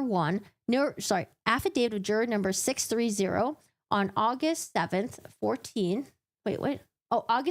2023, attached at Exhibit A. So I'm going to read that exhibit really quick, just so we're not like jumping back and forth too much and it's not confusing. So this is the affidavit of juror number 630. Personally appeared before me, blanked, who being first duly sworn, deposes and states as follow. Number 1. I was juror 630 in the case of State of South Carolina versus Richard Alexander Murdaugh, tried in Colleton County, South Carolina. Number 2, toward the end of the trial after President's Day break, but before Mr. Murdaugh testified, the clerk of court, Rebecca Hill, told the jury not to be fooled by the evidence presented by Mr. Murdaugh's attorney, which I understood to mean that Mr. Murdaugh would lie when he testified. Number 3, she also instructed the jury to watch him closely immediately before he testified, and including look at his actions and look at his movements, which I understood to mean that he was guilty. Number 4, immediately after he testified, the foreperson, blanked out juror 826, said Mr. Murdaugh was crying on cue. So again, they're not supposed to talk amongst each other. Number 5, the foreperson, juror 826, criticized the former foreperson, blanked out juror 589, for handling Mr. Murdaugh a box of tissues when he was crying on the stand while testifying about his murdered son. She told the jury, we cannot interact with Murdaugh because that's what the defense wants us to do. It would make sense to me if the juror wouldn't, even if it was like to hand a box of tissues, it would make sense to me if a juror wasn't able to interact with Murdaugh in that sort of capacity. But I would expect that admonishment to come from the judge, not from like another person. But oh my God, we got to keep track of these juror numbers. So we have juror 630. All right, juror 630. Juror 826 is the foreperson. And then juror 589 gave box tissue to Murdaugh. Okay, here's what we got so far. Actually, should I just put it on the stream? Maybe that will make it easier for you guys to follow. Let's see. Should we do background color? Red? How do I do this? Background opacity? Oh, maybe this one then. And then let me adjust the size. I feel like it's kind of hard to keep track of who's who. I don't know if I should put it up there. Can you guys see that? I'll put it up there for now. We'll see. Okay. Why risk all of that? Does anyone think Murdaugh is innocent? But why would many jurors independently lie is what I don't understand. They work so hard, so I don't know. She don't matter because she was not one of the jurors that voted on his guilt. If this is not made into a movie, I don't know. I'm sure it will be. Okay, so we have juror 589 give the tissue to Murdaugh. Okay. So the foreperson, 826, criticized 589 for giving them a box of tissues. Number 6, the jury frequently discussed the case during breaks before deliberations. Oh no. So they're basically saying that the jurors are just deliberately not following the direction of Judge Newman. Man, All right. Number 7, towards the end of trial, Ms. Hill came into the jury room a lot. Number 8, Ms. Hill and the foreperson, juror 826, had private conversations on multiple occasions. The foreperson, juror 826, would tell the bailiff that she needed to speak with Ms. Hill. Ms. Hill would arrive, and then she and the foreperson, juror 826, would go into another room to have a private conversation. The conversations typically lasted 5 to 10 minutes, but we don't know what these conversations are about. It could be about something completely different. Maybe juror 826 has some personal issue and wanted to consult with Ms. Hill. We don't know, right? These are just private conversations. The foreperson, juror 826, never said anything about the content, okay, of the conversation. For example, she never communicated logistical information after these conversations. So they're saying that, like, oh, you know, didn't communicate logistical information. But I mean, again, maybe juror 826 had like a personal issue that they had to discuss with the court clerk. Or maybe, you know, maybe there were some weird things happening behind the scene. This happened 2 or more times, more frequently towards the end of the trial. Number 9. When we began deliberations, Ms. Hill told that this shouldn't take us long and that if we deliberated past 11 p.m., we would be taken directly to a hotel. We had driven from our homes that morning and were not prepared to stay overnight. Additionally, smokers on the jury asked to be allowed to take smoke breaks, but were told that they were not to smoke until deliberations were complete. Number 10, I had questions about Mr. Murdaugh's guilt, but voted guilty because I felt pressured by the other jurors. Number 11, after the verdict and immediately before sentencing, Ms. Hill pressured the jury to speak as a group to reporters from a television show. That's crossed out. Okay, so let's say that, like, I don't know, if they felt like they were pressured to vote guilty by other juror members. I mean, juror 630, you're an adult, okay? If you're only going to vote guilty because you were pressured and you're going to have someone go to jail, you know, for the rest of their lives just because you felt pressured, I don't know, you're an adult. Like, you gotta figure it out. But anyways, all the other stuff that they're saying, allegedly, you know, it seems pretty weird. All right, what's next? Weird as in, like, not good for the jurors. All right, so as the defense began its case, Ms. Hill told jurors, y'all are going to hear things that will throw you all off. Don't let this distract you or mislead you. Affidavit of Holly Miller, juror, attached Exhibit B. All right, let's read Exhibit B. This is Exhibit B right here. Exhibit B, affidavit of Holly Miller. Personally appeared before me, Holly Miller, who was first duly sworn, deposed and states the following. On August 6, 2023, Dick Harpootlian, Jim, and I met with blank, juror 741. Oh, I think Holly Miller is the, I remember Harpootlian mentioned her name. That's like his paralegal. They met with juror 741 in the case of State of South Carolina versus Richard Alexander Murdaugh at her home located at da-da-da-da. At the meeting on August 6, blank indicated that she would sign an affidavit. However, we were unable to arrange with her a suitable time and place. During the meeting, blank relayed the following information to us. Number 4, during the trial, she witnessed the clerk of court, Becky Hill, come to the jury room, and Ms. Hill and the foreperson, blank 826, went into the bathroom. Okay, so they went to the bathroom together. After Ms. Hill and the foreperson exited the bathroom, Ms. Hill told the jurors they could not ask the foreperson questions. Okay, I mean, that seems to make sense. Maybe the foreperson was like, hey, you know, what should I do? The jurors are asking me questions, but I was told by Judge Newman not to communicate amongst each other. So, I mean, I could see that making sense, I guess. Number 5, several times during the trial, Ms. Hill told the jurors that the media would want to interview jurors at the end of the trial. And during one of these conversations, she passed out business cards from the media to the jurors. I wonder if that's allowed. It does sound kind of weird, but I don't know if it's one of those things where it's like, it's not, maybe it's like allowed and it's okay. I don't know. Seems weird. At the end of the trial, Ms. Hill told blank that no one from the media wanted to interview her. Okay. Number 6, right before the defense put up their case, Ms. Hill told the jurors, y'all are going to hear things that will throw you all off. Don't let this distract you or mislead you. Number 7, Alex testified. 8 jurors indicated they did not believe his testimony. Redacted recalled redacted. Juror 544, known as Boston by many of the jurors, was very emotional during the trial. During the visit to Moselle, juror 826, so that's the 4-person, and redacted, walked to the scene together. And then juror 826, the 4-person, began walking with the clerk of court, Becky Hill. Number 10, there were times the jurors were not kept together, but were in 2 separate rooms. Redacted noticed jurors talking about the case before deliberations began. Then why didn't they tell the judge about this? Neither she nor Redacted, juror 785, joined in on the conversation about Alex. Number 11, as the jury was deliberating, she believes Judge Newman came to the room she was in and told the jury would have to spend, as the jury was deliberating, she believes Judge Newman came to the room she was in and told her the jury would have to spend the night at a hotel if they did not have a vote by a certain time, but she does not recall the time deadline. So maybe that was true. I don't know. I don't remember Judge Newman saying that because I feel like he would have said that in open court.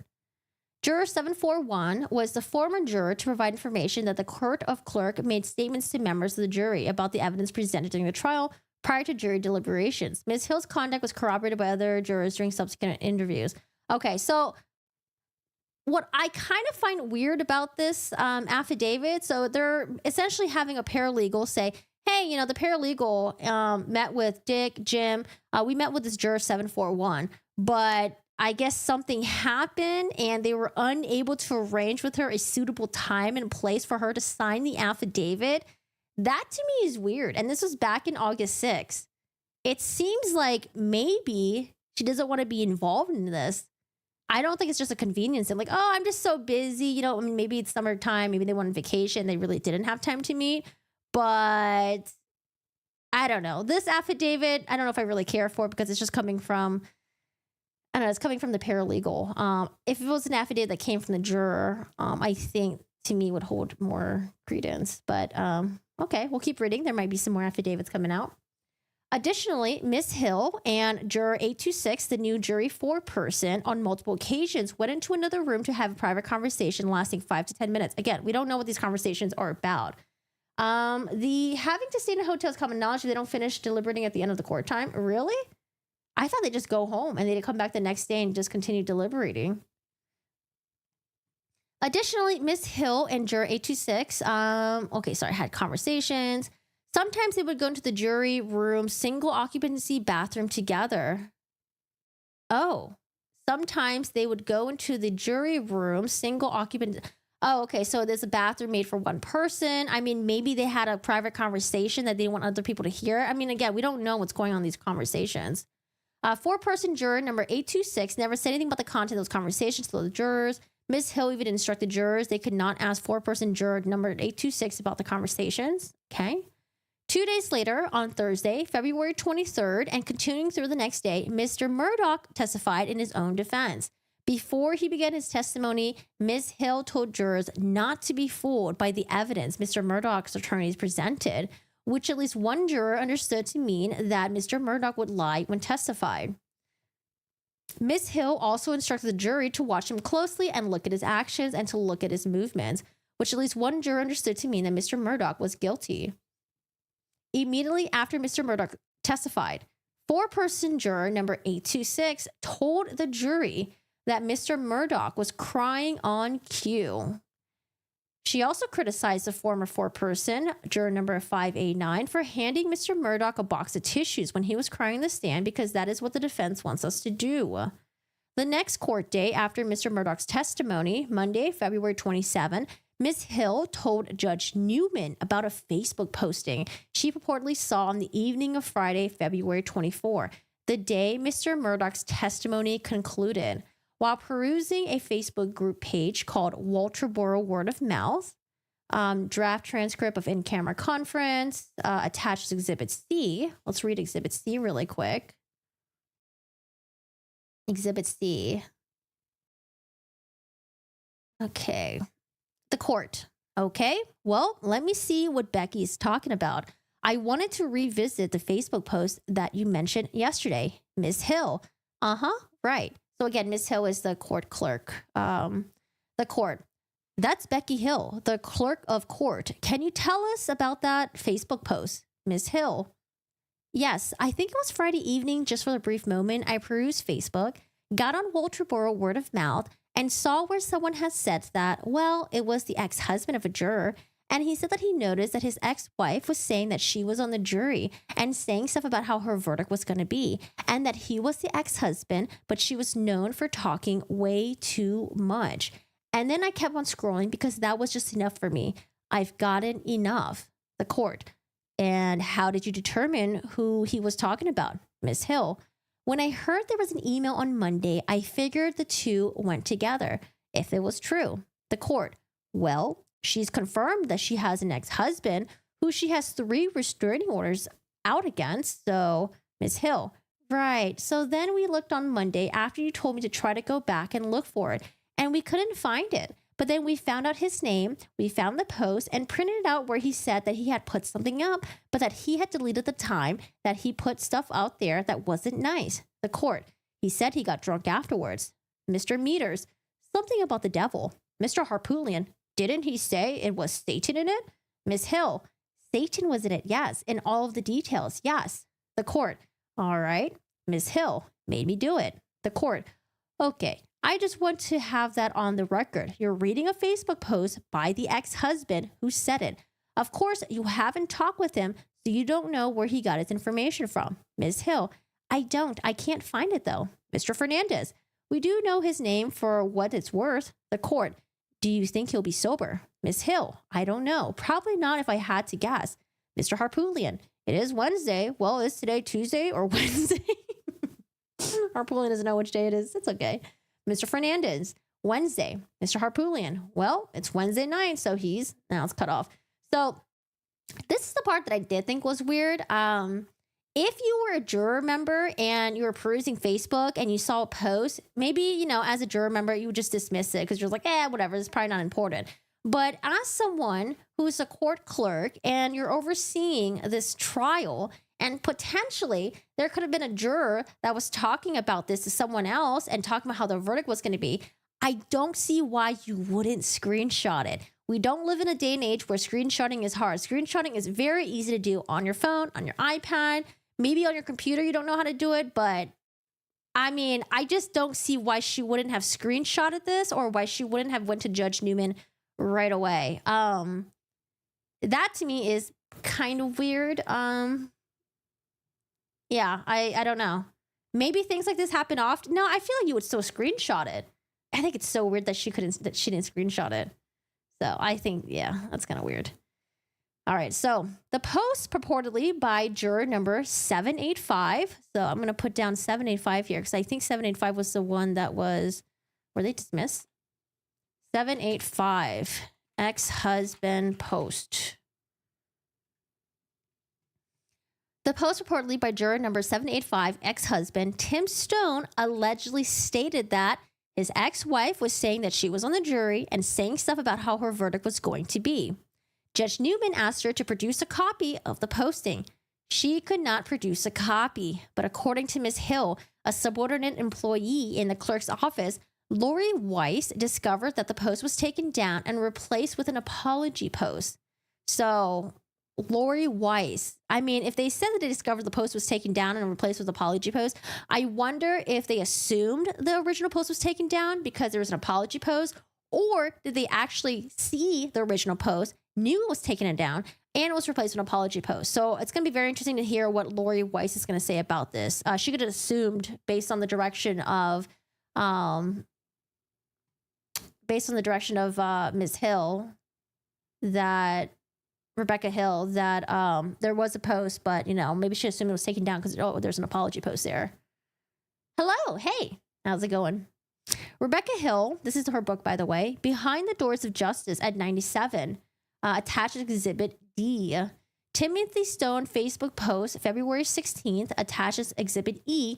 The apology post states the initial post was already deleted on February 16th. So it would have been impossible for Ms. Hill to see the original post on February 24. Oh, because again, after Murdaugh testified, they had the weekend, and she said that she saw the post on Friday, I think. It was like the Friday after Murdaugh testified. But they're saying that the post says that, how come Murdaugh's attorneys didn't look into this? Maybe they didn't care?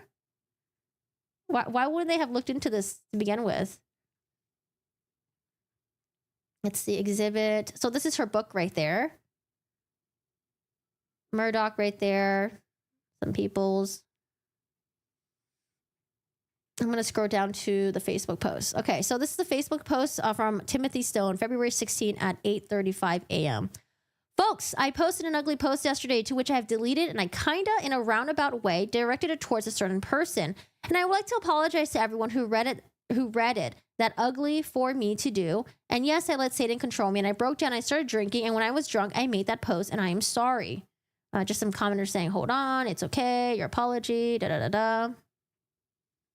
So the posting makes sense. So they're saying that, like, you know, this posting, I mean, maybe she made up that there was a post that existed, and then they found another post from another Tim Stone and try to say that, like, oh, he apologized. But they're saying that, like, oh, this apology doesn't make sense because the date doesn't line up with when they would have seen the original post. Oh, hello, Christoph. Welcome. Thank you so much for joining the membership. How are you doing today? Hello, hello. I hope you're doing well. Exactly, they could have objected the time, I would think. I mean, they probably didn't want to look into it because maybe they didn't think it really mattered, but... Or maybe they didn't have access to the original post. I don't know. Maybe things were happening so quickly that they're just like, whatever. Let's just get a new juror member. Who cares, right? But anyways.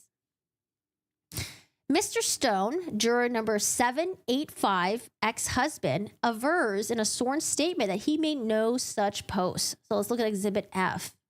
This is the affidavit of Tim Stone. I am the ex-husband of Redacted. Number 2, I did not post anything to the Facebook group Walterboro Word of Mouth between January 23rd, 2023 and March 2nd, 2023. I did not post anything on the social media page or on my own Facebook social media page about Redacted being a juror, and that Redacted was talking way too much to friends and family about the case, or that Satan has gotten a hold of me and I've been drinking the time I posted and now was very sorry. Number 3, nor did I post what is attached to Exhibit A, which has been represented to me to be an alleged post to the Walterboro Word of Mouth Facebook page and a court exhibit in the state of South Carolina versus Richard Alexander Murdaugh. I mean, we saw the Facebook post. In Facebook posts, they have the date and maybe sometimes they have the time. I don't know if they still have the time anymore. I don't really use Facebook anymore, but they certainly do have the date. I just don't see why no one caught that. Like, hey, look at this date right here. This date doesn't align. There's an apology post, but maybe they just looked at it really quickly and they didn't really pay attention. Hello, Christoph and Zelenka. Thank you so much for the membership. Welcome, welcome. Enjoy your emails. Number 5, I was never contacted by law enforcement. So this part is going to be interesting. It'll mention it in the motion.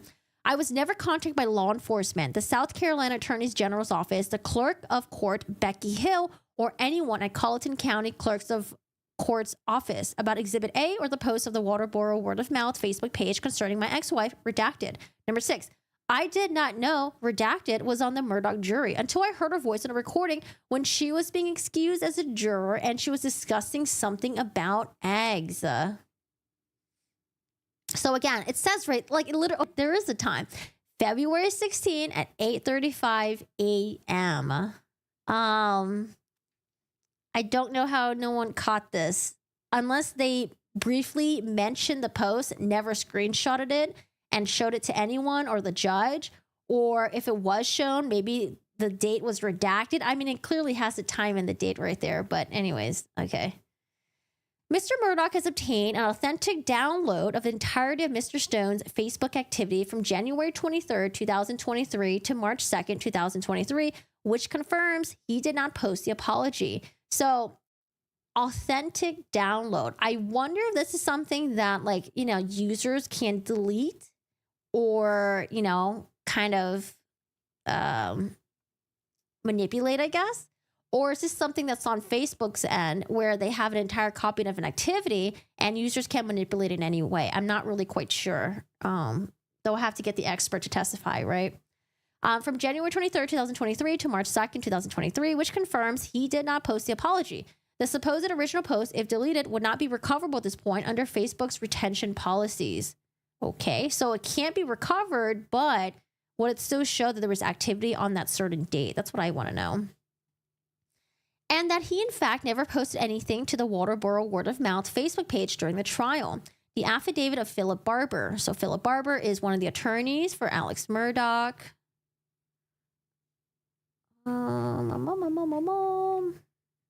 Mr. Barber. Okay. Barber says, I am an attorney in the firm of Richard A. Harpootlian and counsel for record for defendant Richard Alexander Murdaugh. Number 2, on August 18, 2023, I met with Tim Stone at his house. He provided his Facebook login information and allowed me to download a copy of his Facebook activity from January 23rd to March 2nd. I have a hard time believing that a person would just be okay with this. A person that's not involved with the trial, like I mentioned earlier, a person that's estranged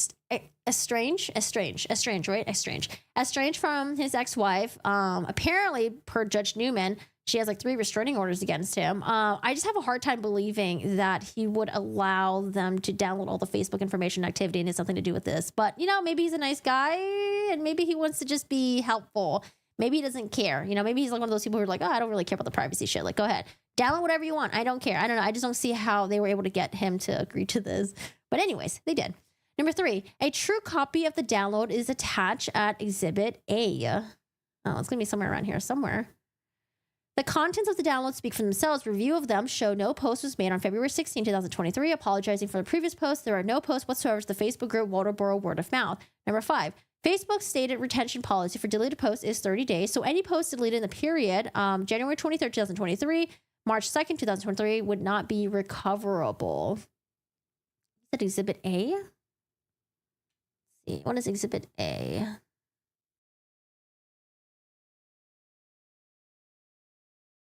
Do they have the downloads? I don't think so. It's just a Facebook post thing, right? Yeah, it's just a Facebook post thing. I don't see it. Okay. We'll come back to it. Mr. Barber. Okay, so far, this seems, I don't know, it seems okay. It seems okay. We have one juror, but, maybe they were pissed off that they were kicked off and, maybe they didn't like the fact that, they thought something weird was going on with the court clerk and they found out that they were kicked off because the ex-husband thing. And then she found out that the whole thing not to be true. So maybe she's pissed off. But the fact that they were able to get the ex-husband to, come involved in this as well. I mean, okay, we'll see. So far we have one juror. Another juror did, corroborate her story, but we don't have that sworn affidavit from that juror. We have a sworn affidavit from Harpootlian's paralegal saying that she spoke to them. But yeah, I don't know. So far we have one juror. I'm just going to stick with the one juror. Let's see.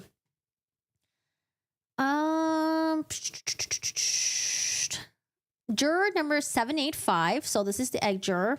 Sorry, I'm going to write husband posts egg juror. Okay. Egg juror.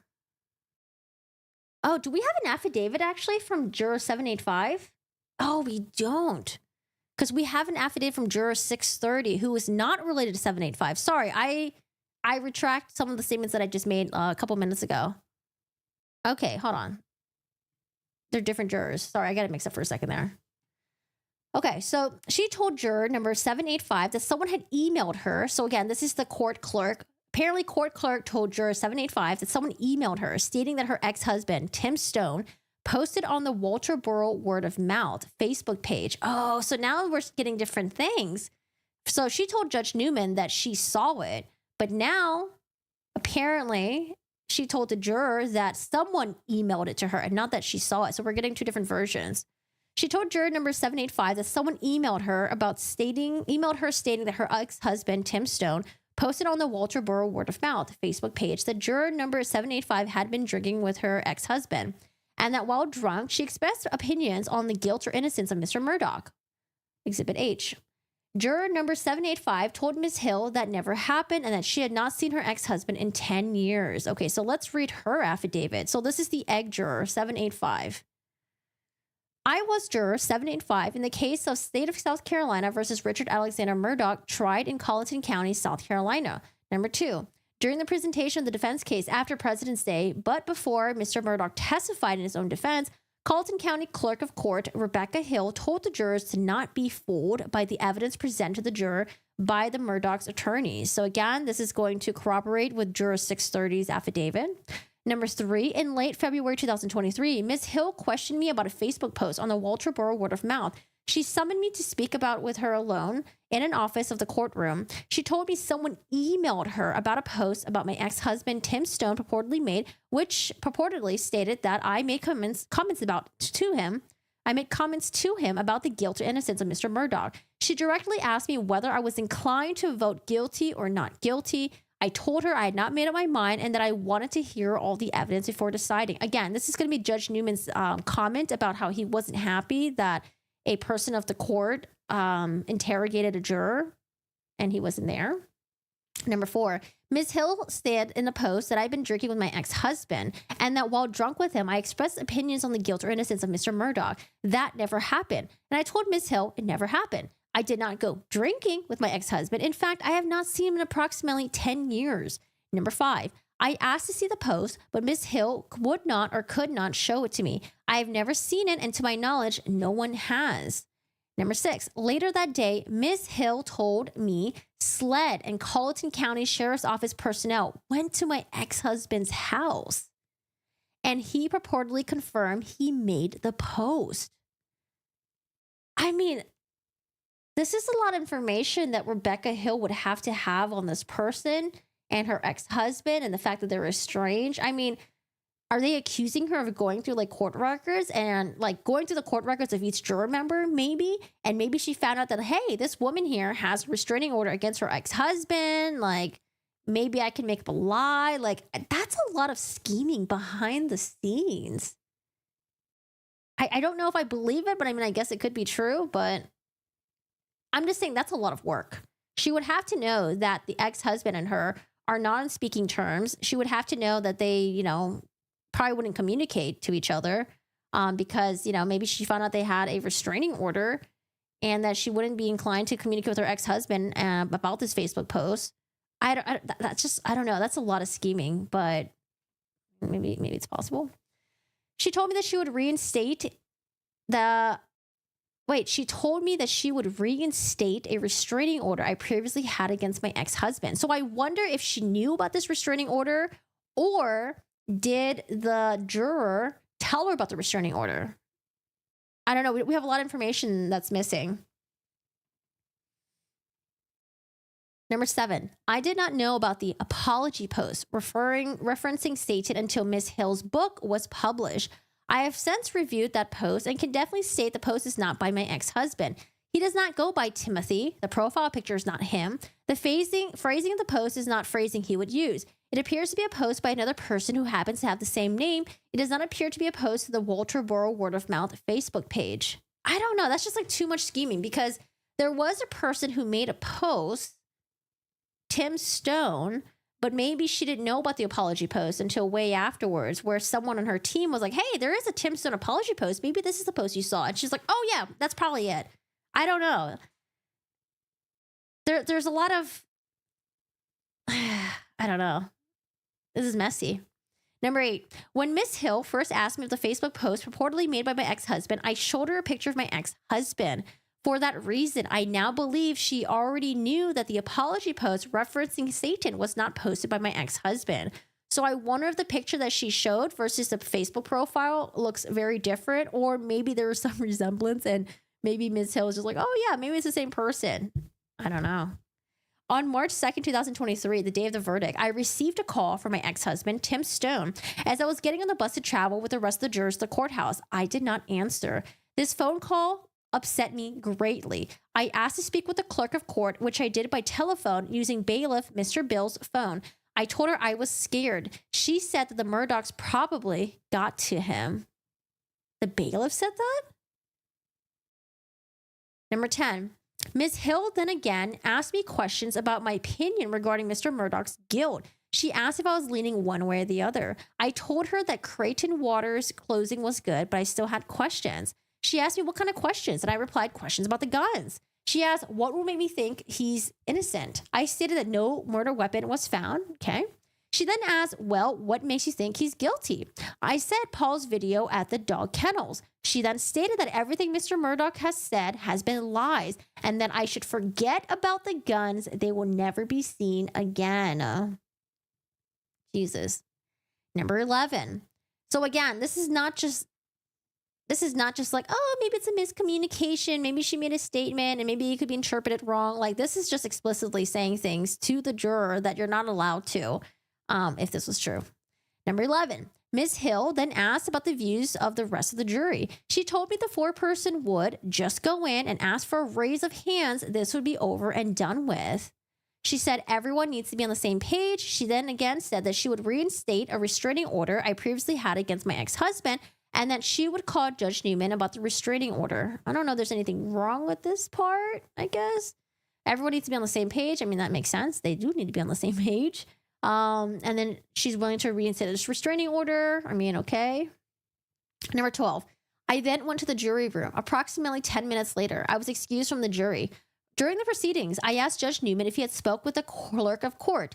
He said, not yet because of your ex-husband. 2 weeks later, I did answer a call from my ex-husband. I angrily confronted him about the post he's purportedly made because I knew I had not made the comments he claimed I made.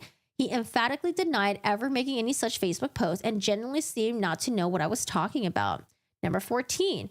On one day during my jury service, approximately 1 or 2 weeks before the verdict, redacted juror 864 and redacted juror 826, so 826 the foreperson, were in a single toilet unisex bathroom together for an extended period. They were known to do so frequently to discuss the case. Why didn't you report this to the judge then, if you think it's true? Why not say anything to the judge? Okay. Anyways, redacted juror 729 referred to as A and D time. In the van going to the courthouse, redacted juror 864 said Special Agent David Owen lied on the stand, but that nothing would happen to him. Number 16, when we visit the Moselle crime scene, Ms. Hill and redacted juror 826 walked off together, avoiding other jurors in order to have a private conversation. Number 17. I mean, these private conversations thing, we don't know, again, what happened in these private conversations. Like, it could be something weird, but I mean, we don't really know, you know? It's just all kind of like, they're just guessing at some point. Hey, Rain, how are you doing today?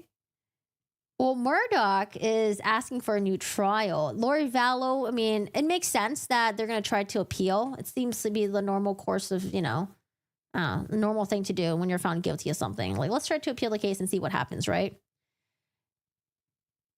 Number 17, I own a rental property which is leased to two tenants, Deborah Webb and Clifford Dandridge. On Saturday, February 18, I delivered a refrigerator to the property. What does this have to do with anything? February 18. Is this after Murdaugh testified? What does that have to do with anything? Number 18, I was removed from jury the day of the verdict. Oh, is it because she's trying to say in February 18 she was busy and she wasn't talking to her ex-husband about the trial, I guess, maybe? Number 18, I was removed from the jury the day of the verdict because a coworker of Miss Webb purportedly said I expressed, an opinion on Mr. Murdaugh's guilt or innocence while delivering the refrigerator. Miss Webb then worked at Domino's Pizza in Walterboro, so the coworker would be some of the employees of Domino's Pizza in Walterboro. I do not know whether Miss Webb actually made any such statement at Domino's Pizza or whether a coworker actually heard any such statement. Oh, is this what Judge Newman... I'm so confused. What did Judge Newman remove this juror of? Both of these things? The Facebook post and the comment for the Domino's Pizza thing? Or, oh my God, there's so much more. Number 19. After I was dismissed from the jury, I spoke with Mr. Webb and Mr. Dandridge, who both vehemently stated to me and my husband that the affidavits the prosecution drafted for their signature was not what they said to him. They told me Sledge showed up at their home at 10 p.m. after they were asleep, removed them from home, put them in separate cars, and questioned them. Mr. Dandridge said that he told them I did not say anything on Mr. Murdaugh's guilt or innocence.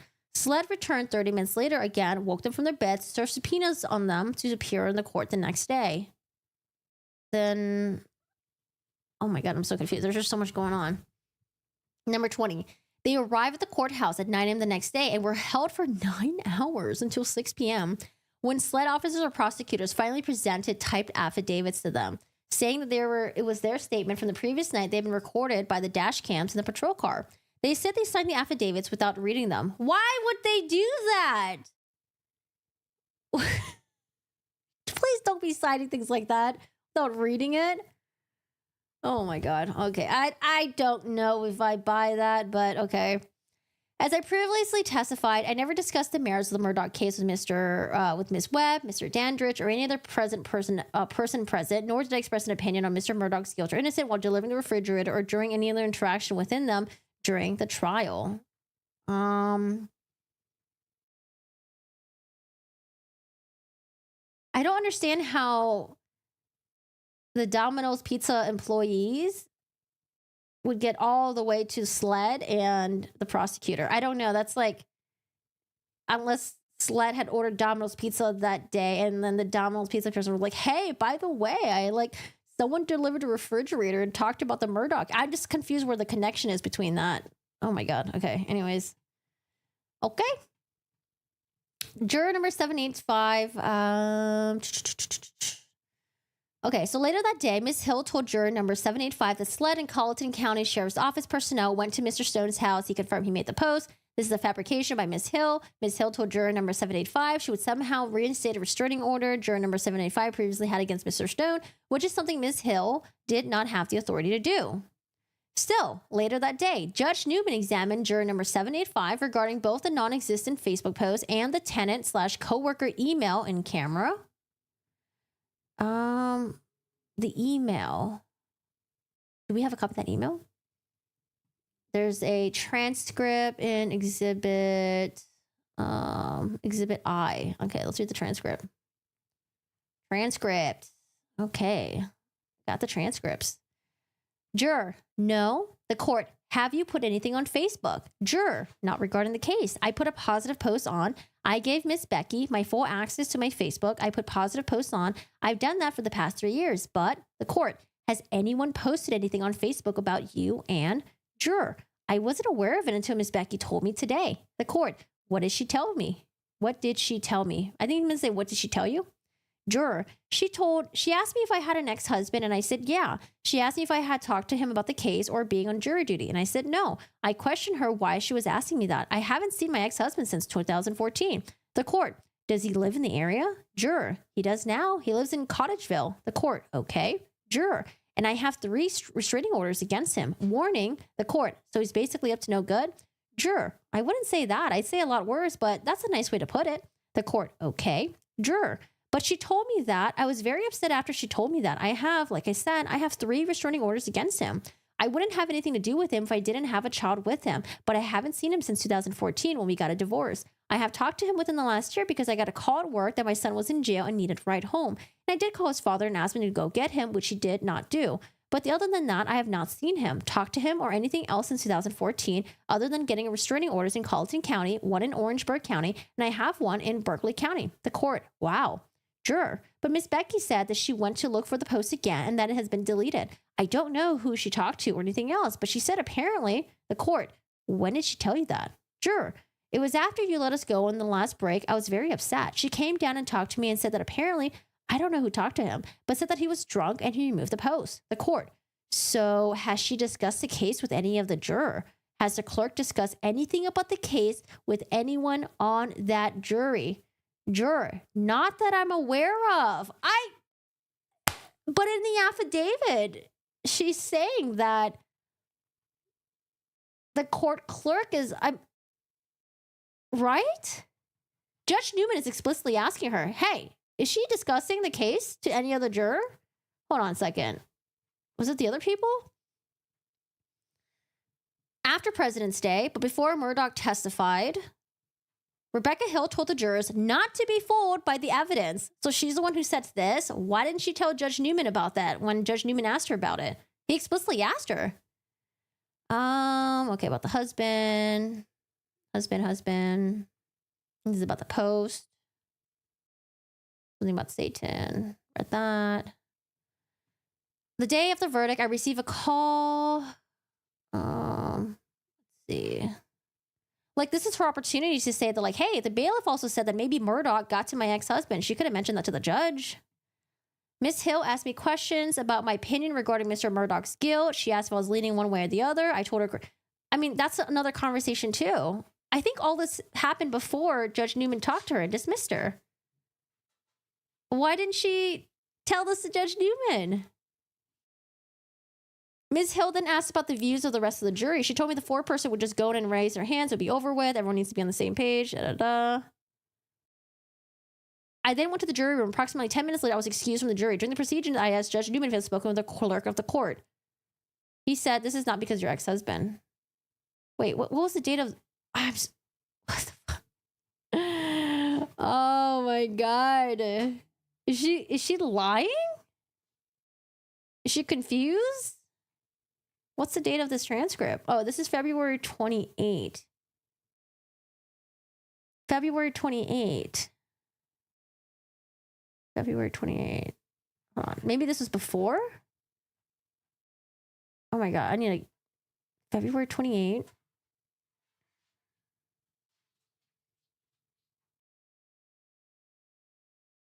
President's Day. Yeah. What did Murdaugh... Hold on a second. President's Day. February 19. I don't know if I believe her. Is she confused? Yeah, I don't know if I believe her. I don't know. We have a transcript of Judge Newman specifically asking.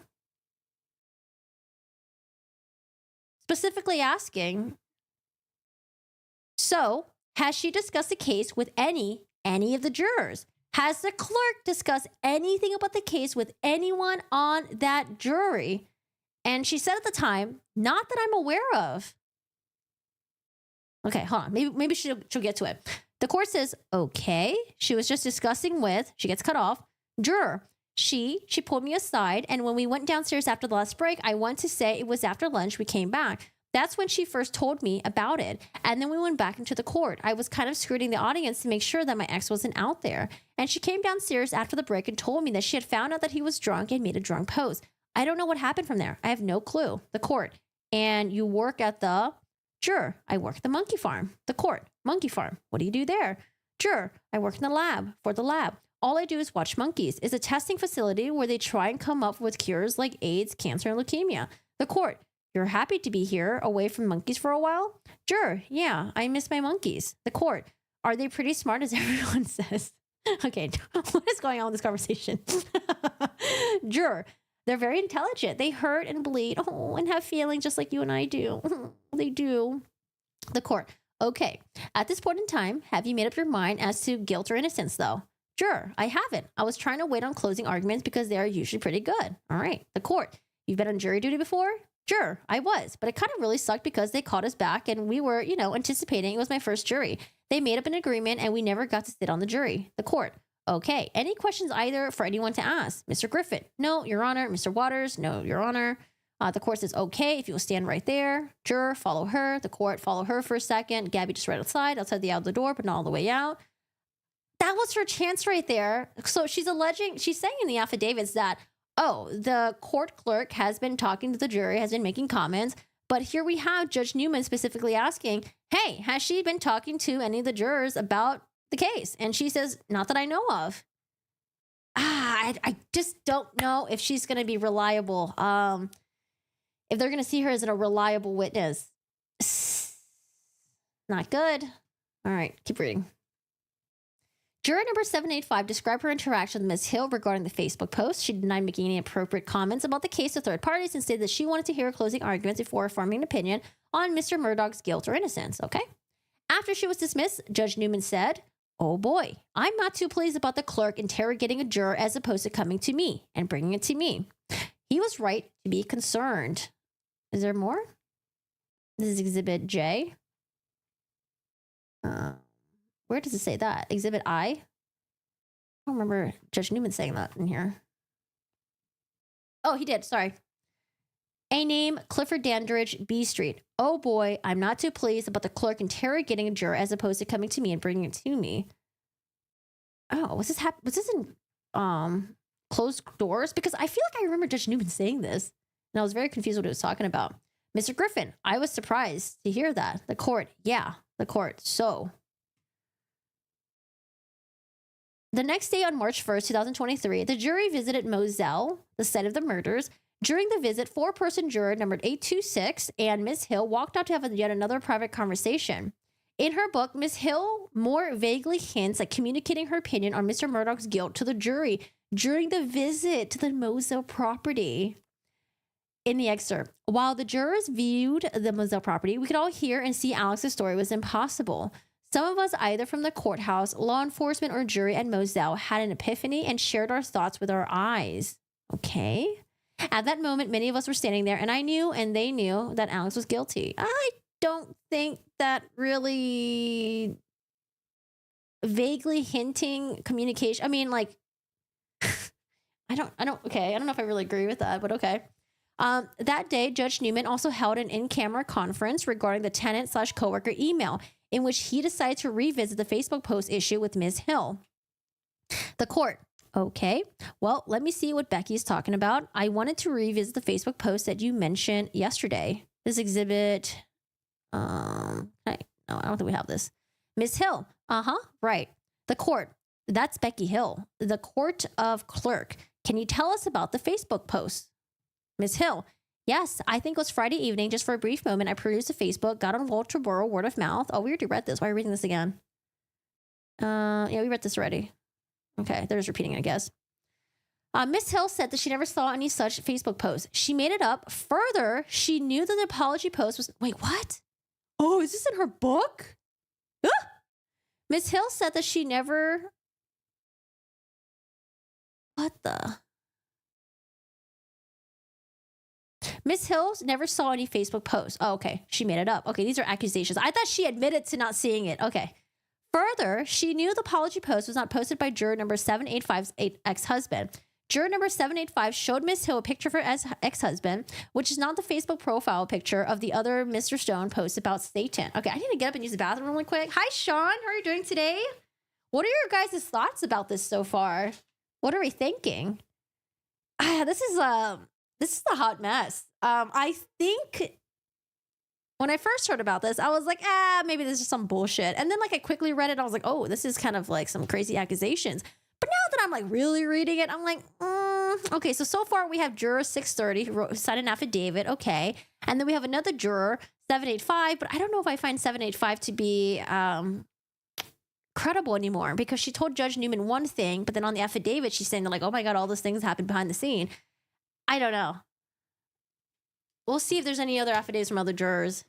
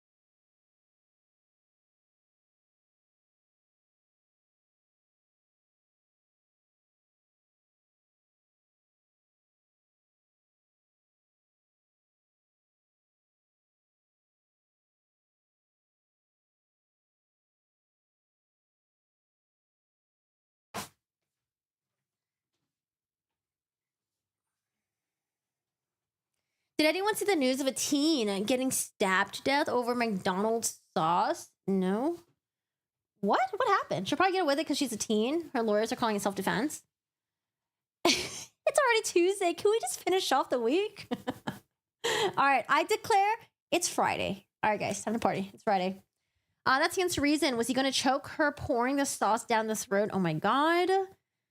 The one who died beat up the other girl first.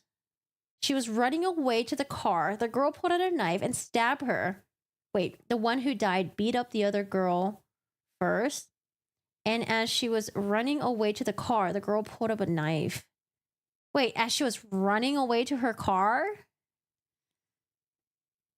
And stabbed her, hence what they're calling self-defense? I have to read about it. Did this happen this past weekend?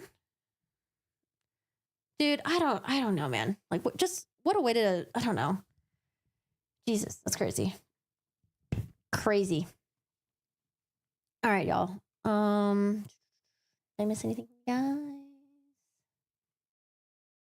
Maybe she thought she was going for a gun. Scary. Okay, Matthew, if we start from the position that Murdaugh was innocent, that SLED was not only incompetent, but willfully malicious, I erred towards incompetent, then this all makes sense. Did I miss the Murdaugh update? Sean, we're actually talking about it right now.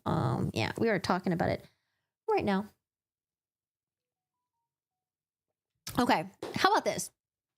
If Murdaugh never lied about being at the kennels, if he never lied about how long he was at his mom's house, what else was there? Oh, was there anything else that he lied about? If he didn't lie about those two, do you think it's possible that people would have been like, oh, you know what? Maybe potentially he's not guilty. If he was like being forthcoming about everything. If he said like, oh, I went to the kennels, but then what was the story again? He went to the kennels and afterwards he went back to the house. I'm trying to remember. I feel like next time when I cover these trials, I need to write like key important facts. So I'm not relying on my memory months later when I'm recalling it, you know? Posted article on True Crime. Oh, cool. I'll read it. Thank you. Because I feel like what really destroyed Murdaugh was himself. You know, kind of like AH when she went up on the stand. She destroyed herself. Not at all. The prosecutor did a great job bringing how evil he was. But with the fraud, though, yes, I agree with the fraud. Yeah, I don't know. I got to revisit. This is going to be a shower thought. I'm going to sit in my shower and just think about this. Trying to think. Yeah, they did a good job with the fraud stuff. And, you know, he for sure admitted to it. But, man, I'm just trying to think. If he didn't lie about everything, is it possible that people would be like, you know, maybe he didn't do it? Just trying to think. I'll come back to you guys on that one. I'll have to think about that. But yeah, let me know what you guys think. I am very curious. The next day, March 2nd, 2023, the day of the verdict, juror number 785 received a call from her ex-husband that she did not answer. The call upset her because Ms. Hill's lies had led her to believe he was posting on Facebook about her and might be stalking her. Juror number 785 asked to speak with Ms. Hill. She told Ms. Hill that she was scared. Ms. Hill told her that a Murdaugh's probably got to him. If you guys are just joining us and you're very confused about what's going on right now, Murdaugh's attorney held a press conference earlier. They want the FBI to investigate this. They don't want SLED to be involved, but they are essentially accusing the court clerk, that's hard to say for me, the court clerk of impropriety, basically jury tampering, behind the scenes. And, you know, they have these juror affidavits that are backing that up. So far, we went through one juror affidavit. Now we're going to the second juror affidavit. The second one, I just don't know. I just don't know about that one because she's saying in her affidavit that the court clerk made a lot of comments basically discussing the case and, you know, made some comments about Murdaugh and stuff like that. But then Judge Newman specifically asked her, like, hey, has she been discussing the case to you guys? And she was like, not that I know of. So I don't know if I find her credible right now. Probably not. But yeah, we'll see if there's any other information. So essentially, we're just going through the motion that Murdaugh's attorneys filed this morning. They essentially want the appeal to be on hold right now. And they're asking the, I think the the Attorney General, is that what they're called? They're asking the Attorney General, I think so. United States Attorney for District, whatever, yeah, Attorney General maybe, for to investigate this, and then, you know, hoping that the appellate judges will hold a evidentiary hearing to see if there was some misconduct in behind the scenes from the court clerk. And they're saying that the reason why she did all this behind the scenes is because that she was working on her book and she wants this trial to not end in a mistrial. She wants her book to go out. She wants to make money from it. And that's what they're basically accusing her of. But I don't know. Right now, I'm like, okay, I don't know. There's some weird stuff on both sides. Like for me, we have a transcript of her saying that she saw a weird Facebook post about potentially a juror talking to her ex-husband about the case and that saying that, like, you know, Murdaugh is like guilty or whatever. But to me, I find it really weird that she wouldn't screenshot it. It's so easy to screenshot things nowadays. She said that she just kept scrolling because she didn't want to read any more of it or something. But I feel like you would have screenshotted it and you would have reported it to the judge. And you're kind of like, if you're, I don't know, you kind of know that like stuff like this is really important to report to Judge Newman. So I don't know if I buy her argument either. I don't know. Yikes.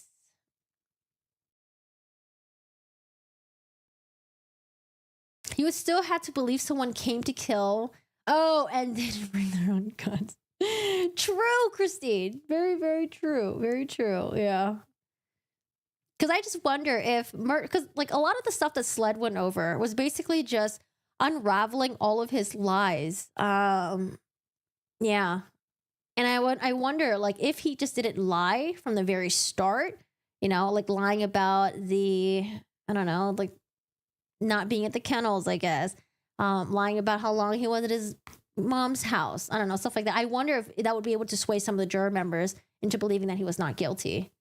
But yeah, I mean, I think I think Sled did a really good job. I think the state did a really good job at presenting their case and stuff like that. I don't know, maybe there was some weird fuckery going with Sled, but I don't know. But I still think the state did a really good job presenting their case, and I think they did a good job at destroying him. But yeah, anyways. Ms. Hill once again asked her opinion regarding Mr. Murdaugh's guilt. Juror number 785 told her that Creighton's Waters closing was good, but she still had questions. Ms. Hill asked what questions, and juror number 785 replied that she was concerned that no murder weapon was found. Ms. Hill then asked, well, what makes you think he's guilty?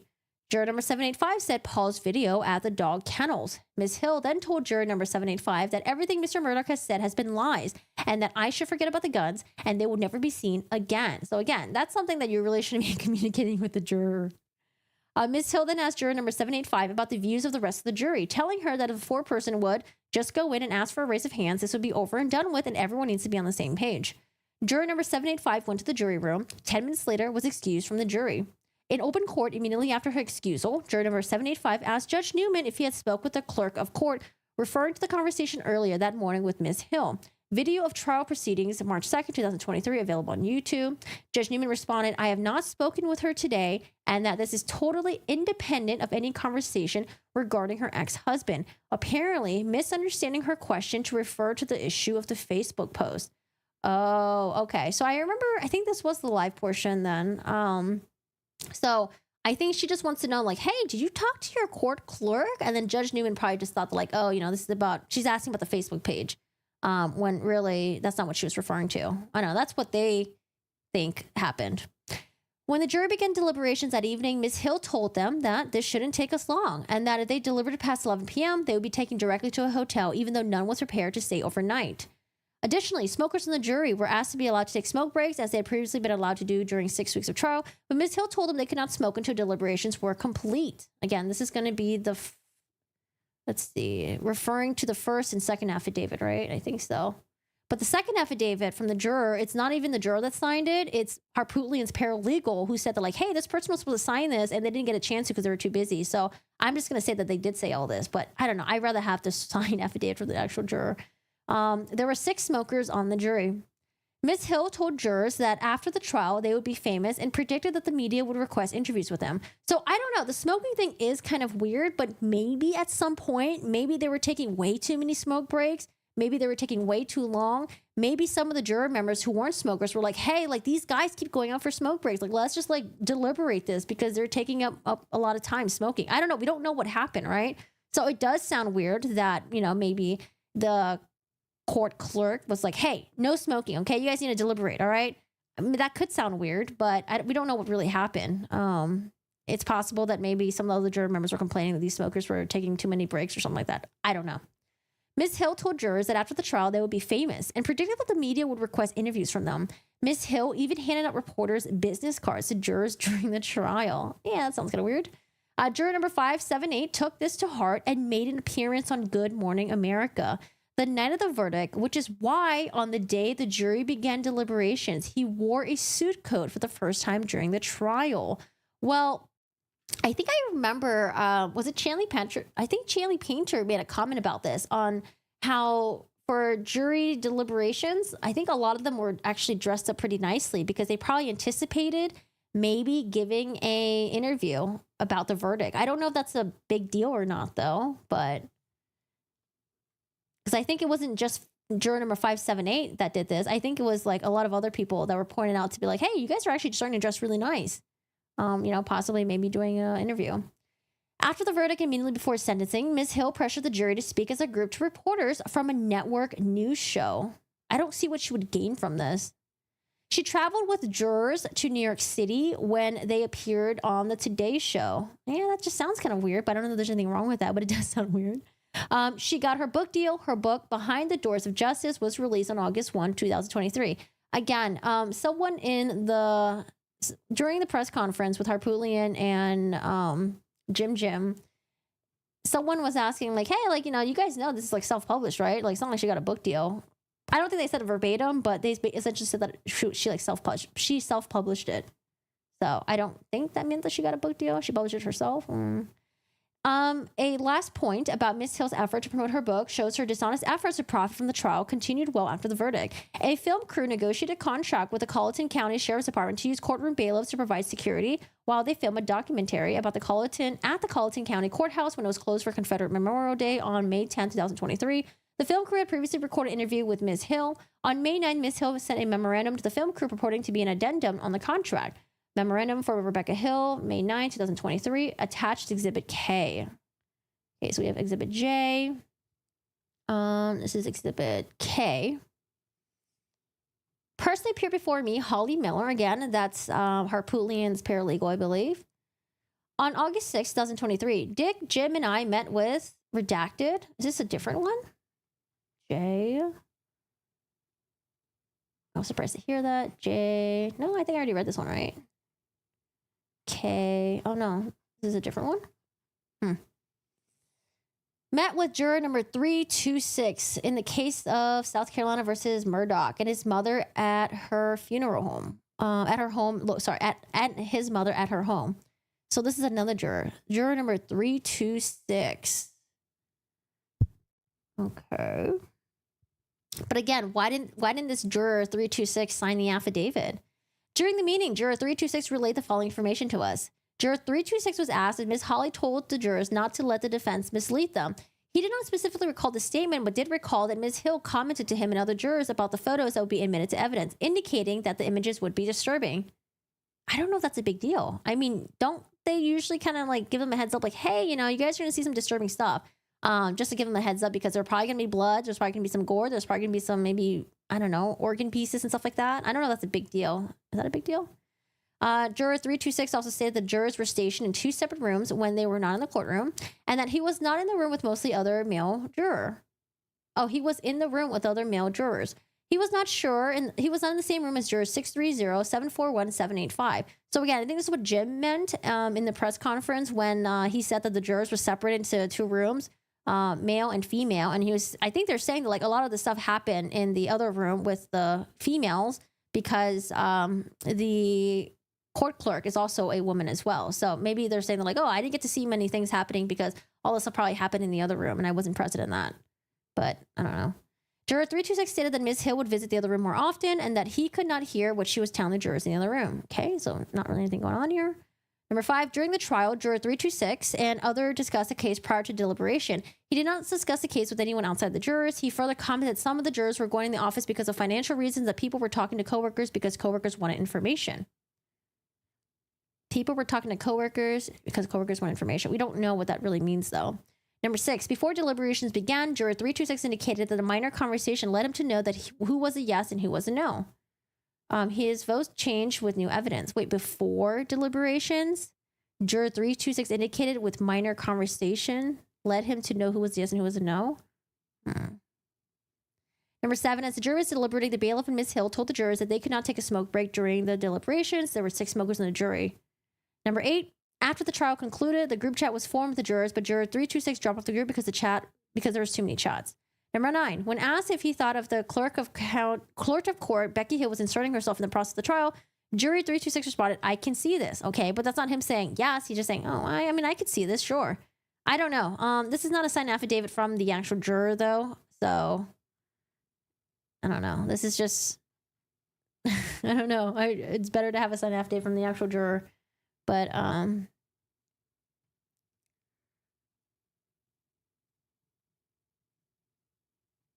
yeah, I don't know. I actually never really heard Memorial Day be referred as that.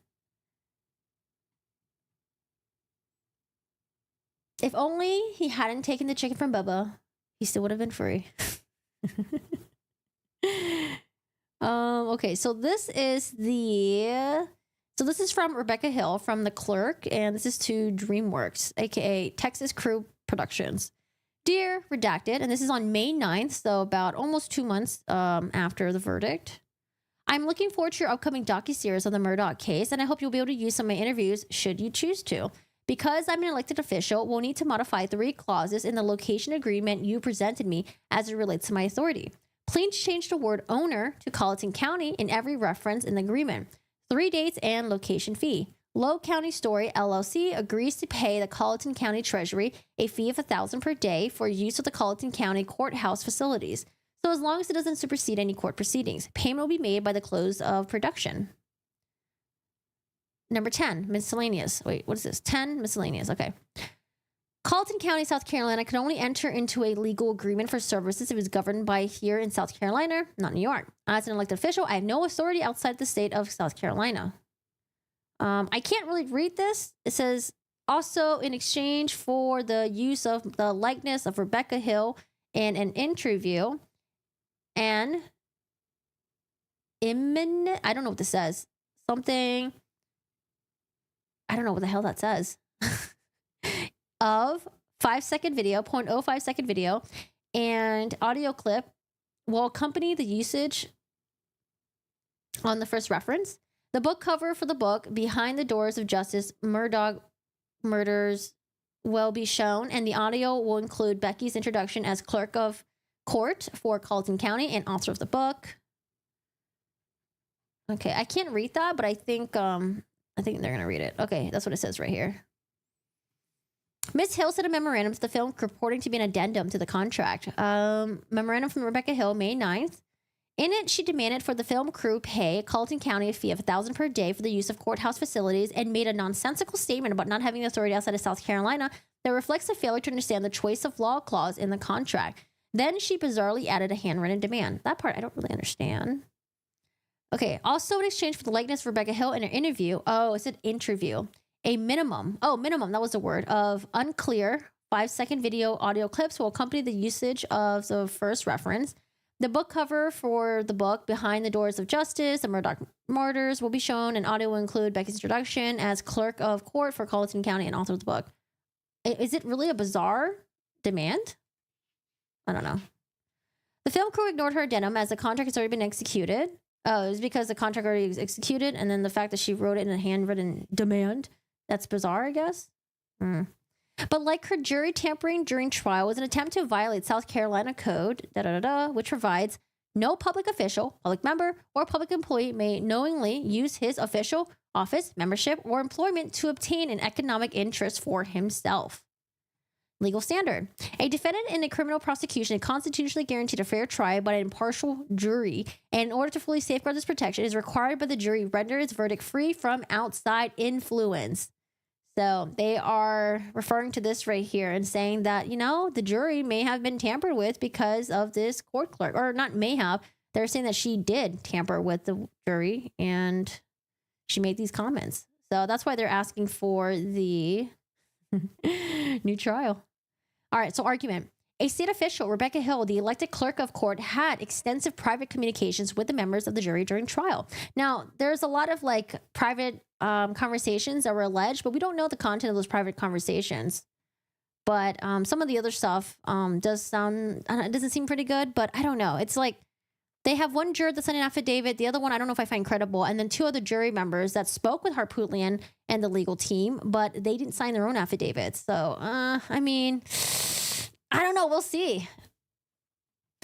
These allegations supported by sworn affidavits of jurors and a witness to juror interviews, testimony at in-camera proceedings, and other evidence, including Ms. Hill's own book.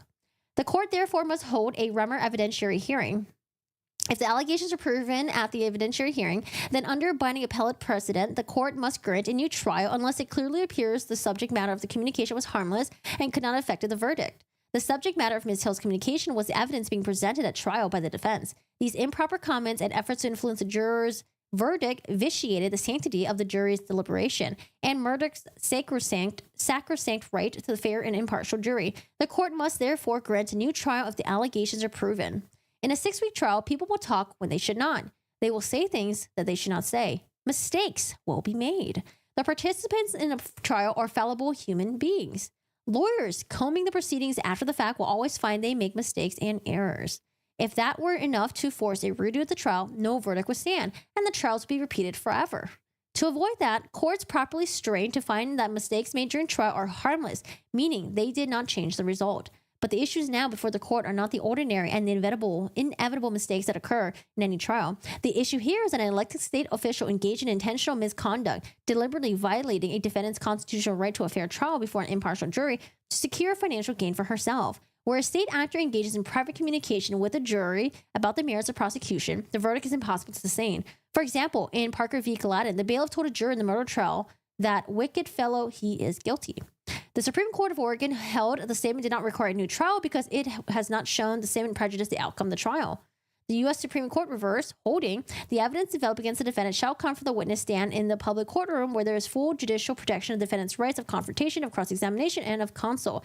We have followed the undeviating rule, and the rights of confrontation and cross-examination are among the fundamental requirements of the constitutionally fair trial. In this case, the court has declared on the record that the verdict that the jury reached is supported by the evidence, circumstantial evidence, direct evidence, and all of the evidence pointing to one conclusion, that the conclusion that you all, the jury, reach now. Video of the trial proceedings. The court has therefore foreshadowed the outcome of any harmless error analysis, but the rule for deciding whether to grant a new trial is not whether the court believes the outcome of the trial would have been the same had Ms. Hill's jury's tampering not occurred. If that were the case, the court would sustain the guilty verdict even if she coerced the jury to vote guilty at gunpoint, because, in the court's opinion, all the evidence pointed to only one conclusion, the guilt of the accused. If the strength of the evidence against the accused in the eyes of the court excuses deliberate jury tampering by the state actor, the result is a directed verdict for the prosecution, a structural error. That cannot be the law. Instead, the law requires the subject matter of the communication to be harmless, clearly harmless. Asking the juror what it wants for lunch is clearly harmless. Telling it not to believe the defendant when he testifies is not. Our Supreme Court recently made this point in State v. Green. In Green, during jury deliberations, a juror asked the bailiff what would happen in the event of a deadlock. He responded the judge would likely give them all an Allen charge and asked if they could stay later. The Court of Appeals held the bailiff's comments were presumptuously prejudicial because of his official position, but that the state rebutted that presumption by showing, by various reasons, that the remark did not in fact influence the outcome of the jury's deliberation. The Supreme Court affirmed but modified the decision to correct the Court of Appeals' reasoning. The communication was not presumptively prejudicial because the subject matter of the communication was harmless. The bailiff's action here, though improper, did not touch the merits, but dealt only with the procedural question of how the judge might handle a jury impasse that apparently never materialized. In other words, a bailiff telling the jury that if it's deadlocked, the judge will instruct him to keep deliberating is improper because likely harmless because the subject matter is procedural or logistical rather than the merits of the case. Telling the jury not to believe the defendant's defense or his testimony when he testifies regards the merits of the case. Wait, so could this actually apply to her saying that, like, hey, if you guys don't decide, you guys have to stay overnight, and then also like, oh, you can't have your smoke breaks? Could that be kind of similar to what they brought up here, which would kind of like go against the argument? Telling the jury not to believe the defendant's defense or his attorney or his testimony when he testifies regards the merits of his case. Ms. Hill's extensive, deliberate, and self-interested jury tampering far exceeds the simple bailiff mistakes that forced a retrial in Cameron, where a bailiff's misleading response to a juror's question about sentencing options compromised the jury's impartiality because it left the impression that the verdict could not affect the trial court's sentencing discretion. Unlike the honest mistakes of the bailiffs in those cases, Ms. Hill had many private conversations with the jurors about the merits of the case. She asked jurors about their opinions on Mr. Murdaugh's guilt or innocence. But I think like one of the times that she asked if she thought that the juror, I think the one time that she asked a juror if they thought that Murdaugh was guilty or innocent was when she was trying to investigate the Facebook posting, right? I don't know. I guess we need to get really specific with this. She instructed them not to believe the evidence presented in Murdaugh's defense, including his own testimony. She lied to the judge to remove a juror she believed might not vote guilty. And she pressured jurors to reach a guilty verdict quickly so she could profit from it. Each of these actions violated Ms. Hill's oath of office, her responsibility to the citizenry and the judiciary of the state, and Mr. Murdaugh's constitutional right to a fair and impartial jury. Jesus. The law applied to these facts required a new trial. Conclusion. For the foregoing reasons, Mr. Murdaugh respectfully submits the court must hold an evidentiary hearing to receive proof of the facts stated above. When the facts are proven, the court must grant a new trial. Respectfully submitted, Dick Harpootlian. Jesus. You think it's just highly paid lawyers grabbing assaults attempting to gaslight their way into the appeal for Alex? Yeah, I mean, we have. Let me go to this exhibit right here. Go back to exhibit. Oh, I was gonna read the passage from the book. I don't know. There's some arguments that I think seems kind of weak, like the part where they're talking about how they all went and took a trip to Moselle, and in the book excerpt, she said that, like, you know, everyone knew that. It seems like everyone knew that Alex Murdaugh was guilty and lied about it because you could see in their eyes. Like, I don't know. That's like that to me sounds like a stretch, you know, like just with their eyes. If they made, like, I don't know, maybe like comments accompanied by some facial expressions, then maybe, but I don't know, just by someone's eyes. So again, so far we have the affidavit of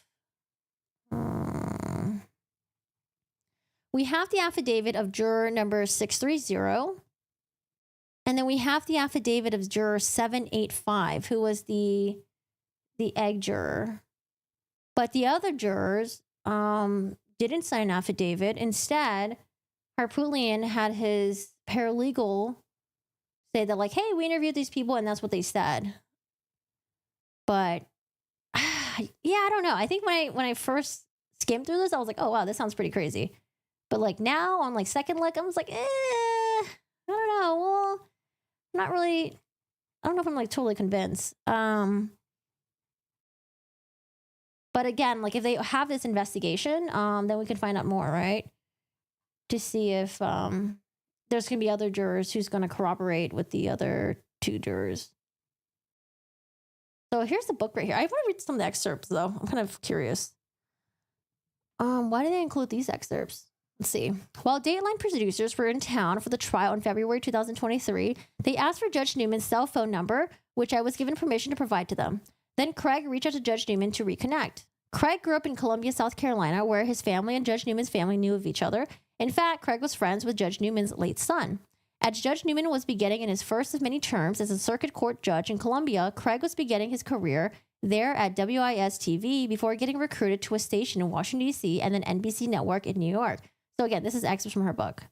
The exclusive interview with Judge Newman and his daughter, also a judge, took place in Columbia. Valerie Bauerlein, I don't know how to pronounce that, Bauerlein? Valerie Bauerlein is a National Wall Street Journal reporter who has covered the South for 18 years. Slow down. I think the live streams, you might be able to slow it down to 0.75. I think you can in the live streams. Yeah, you should be able to slow it down if it's like too fast. She was a pool reporter sent to Moselle with pool photographer Andrew J. Whitaker of the Post and Courier newspaper. In October 2021, Valerie signed a book deal with a division of the iconic Penguin Random House Publishing Company for a book project about the Murdaugh family of South Carolina. As it so happened, my 55th birthday fell during the trial in the spring of 2023. My birthday is March 10th, and Valerie was born in late February, so it was decided to have a party for both of us at her Airbnb the night of her birthday. She invited many of her colleagues who were covering the trial for the regional and national media outlets. There was food, birthday cake, lots of laughs, and a little truth serum in a form of liquid refreshments. As we were cleaning up after the party, a few of us were asked about how we would vote at that point in the trial if you were members of the jury. Before answering, we pledged a cone of silence, and for that reason, I cannot reveal the results of the straw jury poll. What I can say is that many of the party guests agreed with what ended up becoming the actual verdict of the trial. The Today Show and Deadline. I don't know why this is. Why did they copy this? While we're on the Today Show, Sunday night after Alex was sentenced, I accompanied 3 jurors from the trial. Oh, okay, sorry. So this is the part where Murdaugh's lawyers are like, oh, she went with the jurors to an interview in New York City. Sunday night after Alex was sentenced, I accompanied 3 jurors from the trial to New York City. As I mentioned earlier, Craig Melvin and Savannah Guthrie of Today's Show interviewed the 3 jurors during a 7-minute high-energy segment. While we were all in the Today Show green room, we met and took photos with a country music star, Dustin Lynch, who was also getting ready to appear on the program to sing one of his hit songs. Is this common? It does sound kind of weird. I don't know. It just sounds kind of weird, I guess. It's just like, oh, okay, like, she's like getting together the jury and they're going in this interview together. I don't know. I don't know if it's against the rule, but it just sounds kind of weird, I guess. But I don't know. This is something that's like maybe normally happens in like high profile trials or something. We took pictures, Once the taping of the Today Show concluded, we were whisked away from the 850-foot skyscraper building by a driver in the black Chevy Tahoe to a different studio near 30 Rock, where Dateline taped some of his segments. What stuck out to me was that one of the jurors mentioned to a producer that she was craving for pizza and cheesecake. The next thing we knew, we were both delivered in time for lunch.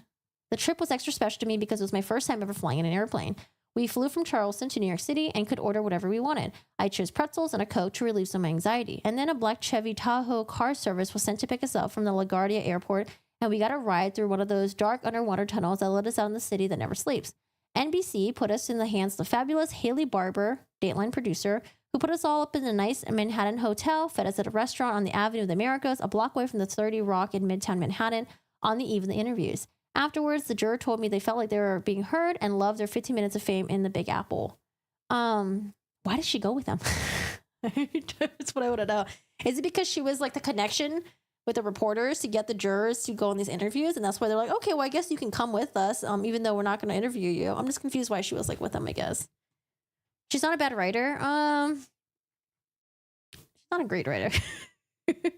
But we're only reading like 2 pages. I don't know. It kind of sounds like we're reading a diary, I guess. What is this one? Page 96. It's a different page, I think. Okay. Let's read this one. 96. I think this is about Satan. Caught a new visitor to the courtroom who was sitting directly across from her, who looked like she may have been taking a picture of the jury, and that wasn't going to fly with her. Another juror couldn't or wouldn't sit still during the trial, and it made it seem like every time she shifted her chair, it made a loud squeak. Occasionally, attorneys would wait for the rhythm of the squeaks to subside before continuing their cross-examination. Then there was the egg lady juror. The juror worked on a monkey farm in a low county and then drove Judge Newman bananas one weekend, unintended. Through the Facebook page, Walter Burr Word of Mouth, about 20,000 followers saw this juror's ex-husband post about how she was talking way too much to friends. Oh, so maybe the egg lady found out about this excerpt and was like, damn, she's bad-mouthing me, and I talked to my ex-husband and he said it wasn't true. I see. Okay. About how she was talking way too much to friends and family about the case. Many people became aware of the situation after court on Friday, February 24th, and it was brought to the attention of Judge Newman. I typically didn't have the time or energy to watch any media coverage of the trial, but on that Friday night, I scrolled through the Walter Burr Word of Mouth social media feed and saw the post from the ex-husband, but he didn't mention the juror's name or her juror number. At the time, I didn't think anything of it and kept scrolling. I don't see why you wouldn't screenshot it. I don't know. Maybe it's so common for people to see people making accusations about this of the juror, and then you're just kind of like, whatever, let's just dismiss it. I don't know. I feel like you would take every accusation kind of seriously, and you would just like screenshot, be like, hey, by the way, judge, this is something I saw. I don't know. At the time, I didn't think anything of it and kept scrolling, mainly because I had been inundated with emails and messages from people all over the world about what they had heard, what they had seen, how the prosecution and defense should run their case, how Judge Newman should rule, what to address with anyone and everyone involved in the courthouse, and so on. I felt like a principal dealing with the tattletales and problems and issues every day. It was tiring. I mean, just ignore the emails then. When Monday morning came, Judge Newman asked me to find the social media post. One of the techies in the clerk's office, Lori Weiss, looked and couldn't find it at first. Luckily, though, she kept looking and saw where the post was taken down and replaced with an apology from the juror's ex-husband. Wait, how did Lori Weiss not notice that the date was off, though? Do we just... I don't understand how that happened. So the apology post was written on February 16th, and that would have been way before anyone saw the February 24th post, the original post. I don't know how anyone didn't realize the dates were off. Yes, diary is more accurate. Free lunch? You would go? I don't know. I don't like traveling for if it's not I don't know. I'd be like, meh. I don't know. It doesn't sound very fun. Traveling with other people, but we'll see. Okay, so she found the post. Luckily, though, she kept looking and saw when the post was taken down, replaced with an apology from the juror's ex-husband. He said that Satan had gotten a hold of him and he had been drinking at the time, and he posted and was now very sorry. I felt like they would have just taken this post, be like, hey, is this your ex-husband? And she would have been like, nope, that's not him. Okay. After Judge Newman interviewed the juror and corroborating witnesses about the situation, he removed the juror from the jury before court started that Monday morning. We learned later the ex-spouses hadn't seen each other in 14 years, and the former juror had 3 restraining orders against her ex-husband. When a juror is removed from a jury, it's normal practice for a judge to ask if there's any personal items they'd like to retrieve from the private jury room. When Judge Newman graciously presented this question to the former juror, she said that she just wanted to get her eggs, which caused some laughter in the courtroom and nationally once the media got hold of the story. Judge Newman even broke out in one of the largest grins I've ever seen.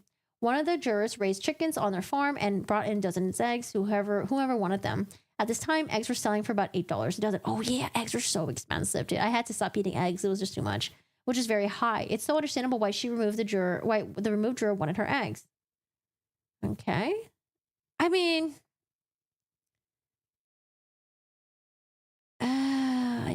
I just, yeah, I mean, I don't know. It could have just been a mistake.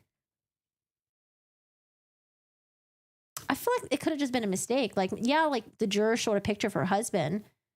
And then maybe the person just didn't really look at the picture closely to realize that like the two weren't the same. Like, I don't know. I'm starting to think that it's just maybe like a weak argument on the Murdaugh's lawyer's side. While the jurors viewed the Murdaugh property, we all could hear and see that Alex's story was impossible. God gives us gifts, and the gifts of discernment is shared by many. Some of us, either from the courthouse, law enforcement, or jury at Murdaugh, had an epiphany, shared our thoughts with our eyes. I mean, I don't think that's a big deal, the eye part. Murdaugh's attorneys are like, oh, see, like they all like consulted each other because, you know, this is what she said in the book. But like, it was with their eyes. I just don't think that's a huge deal. Like, okay. At the moment, many of us standing there knew, I knew, and they knew that Alex was guilty. Once we were all back inside our vehicles, heavy-hearted and contemplative, our procession headed back along the Highway 63 towards the town center of Walterboro. The wind had died down mysteriously. The sun began to shine through the clouds. One of the roles of the clerk of court is to be Switzerland between the jury, the lawyers, the public, and any other entities involved. In the moments running back in our vehicle and with the jurors and decision makers in our vehicles, we were just regular people. Our thoughts spilled out, just as the jury would do in a span of 3 hours. We unanimously came in our own verdict in just 3 minutes. Guilty. Wait, what are you talking about? They're riding back in the vehicle. Their thoughts spilled out. Just as the jury would do in a span of 3 hours, we unanimously came to our own verdict in just 3 minutes. Guilty. I'm a little confused with the sentence. In my opinion, the decision to visit Murdaugh by Murdaugh's defense team did not work in their favor. They were hoping to show that a proximity was too close for one shooter, and they felt the pictures didn't show the distance correctly, said Doug Brown, who worked for the defense team during the trial. Many of us question if Alex is bipolar, schizophrenic, or narcissist, but while some wonder if he snapped during financial pressure, Paul's boating accident and the crumbling of the familiar dynasty. Right is right and wrong is wrong. When and where did this family begin to blur this fact of life? This moral compass that rules most law-abiding citizens didn't seem to exist in Alex.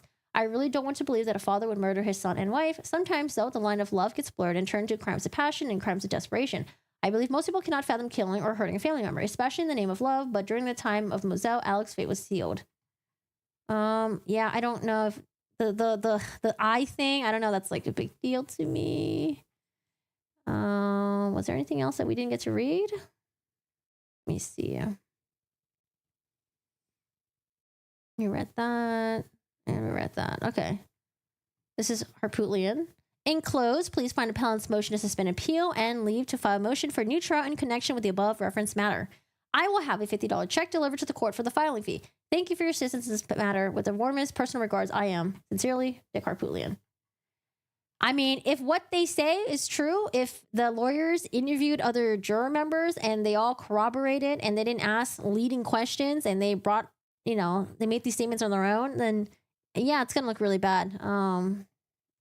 Looks pretty yikes. But I just don't know. I don't know. I'm kind of just like, I don't know if it seems as strong as what I initially thought when I first skimmed through this.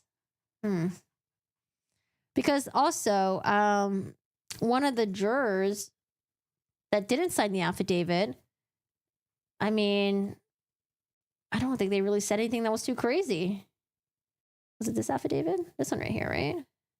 Saying they're like, oh yeah, they were like in private rooms. They were having conversations, but we don't know what those conversations are about. It could be about anything. Saying that like juror 326 was asked if Ms. Hill told the jurors not to let the defense mislead them.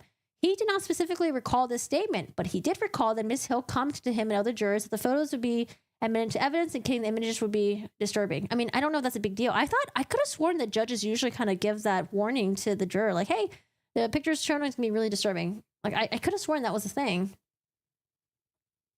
Yeah, I mean, it makes sense for Lori Daybell to appeal, you know? When you're guilty of murder, everyone's going to appeal. Shoot, Letitia Stout, is she going to appeal too? So, yeah, there's that. Harpootlian said in the press conference that they have... The state attorney has about maybe 10 days to reply, and let's see what they say. Let's see what they say about this. What are your guys' thoughts on all this?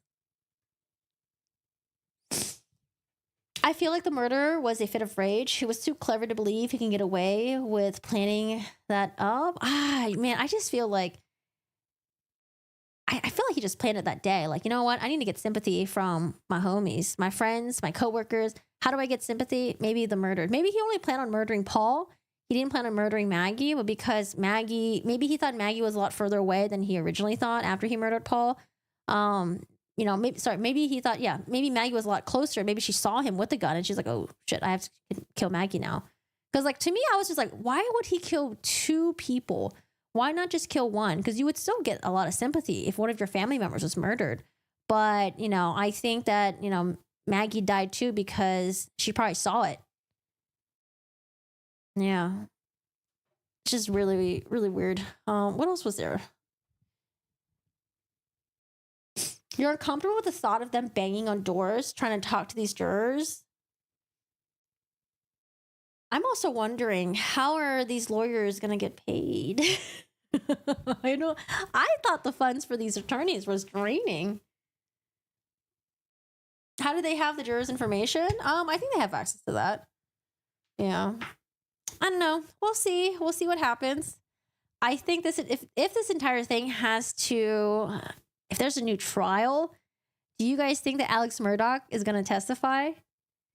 Because, you know, I think Alex Murdaugh has, I think he has an ego. I think he thinks he's really good with people since he's tricked a lot of people in the past, right?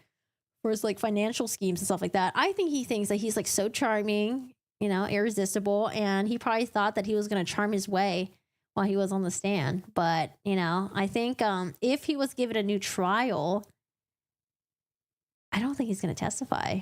I don't know. But the thing is, like, if a new trial happened, because the previous trial, the reason why it was such a mess was because midway, they had to change their story. The defense did. Because initially, he maintained that he was never at the kennels. And then I think even the attorney said it in the opening statement, right? And then at some point, he had to testify. And he was like, okay, you know what?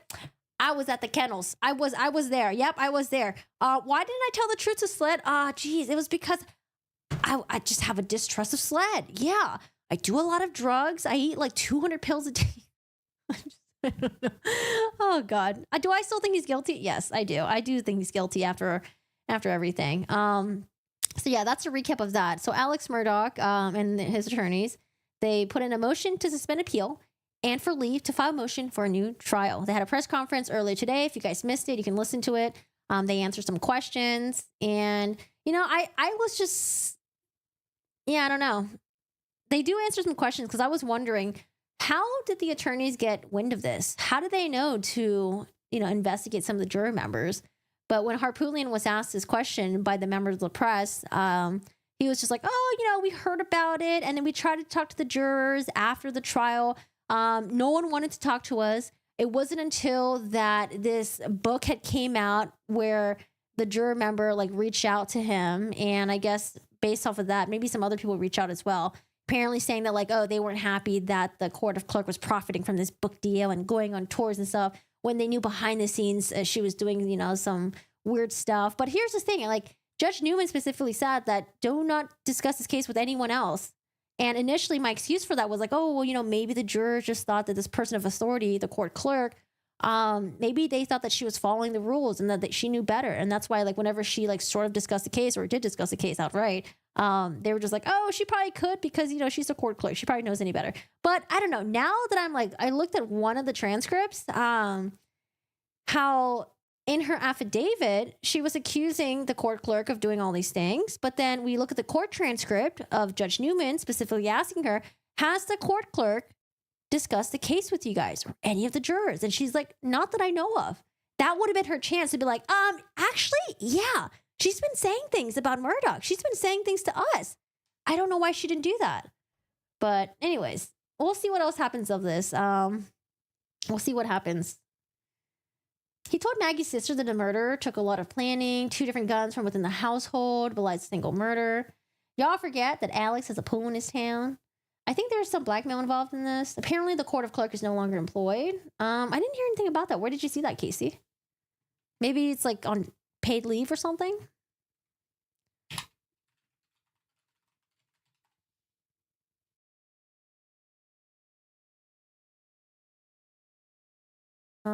Let's go on. Should we go on YouTube? Let's see. Says. Yeah, where did you see that, Casey?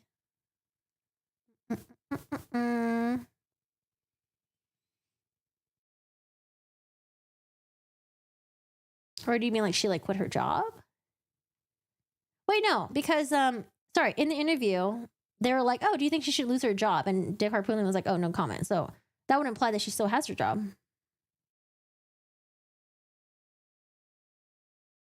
I thought the judges in this courtroom,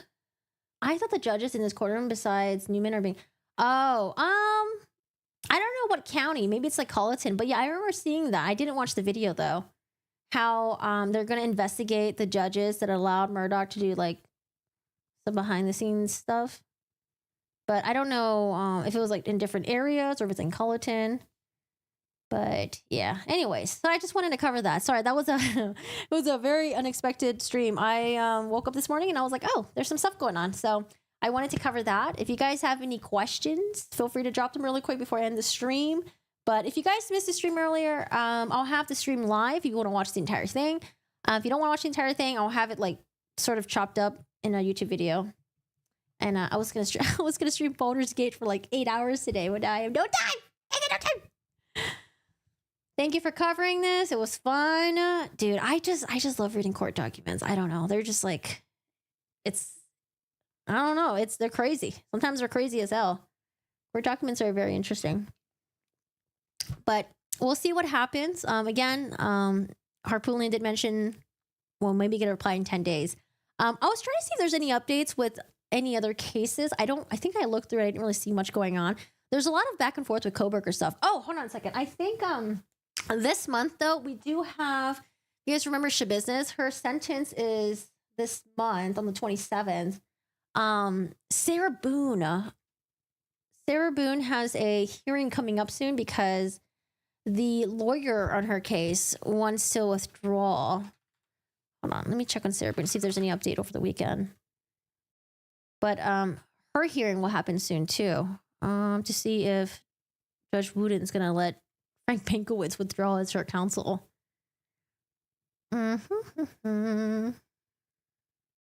During the press conference, I thought they asked Harpootlian if the clerk was still employed. He stated no comment fairly quickly. My understanding was that they asked if they think that she should still be employed or something. Like essentially asking Harpootlian if she should be fired over this. And I remember he said no comment. So that's what I heard. Maybe I heard it differently.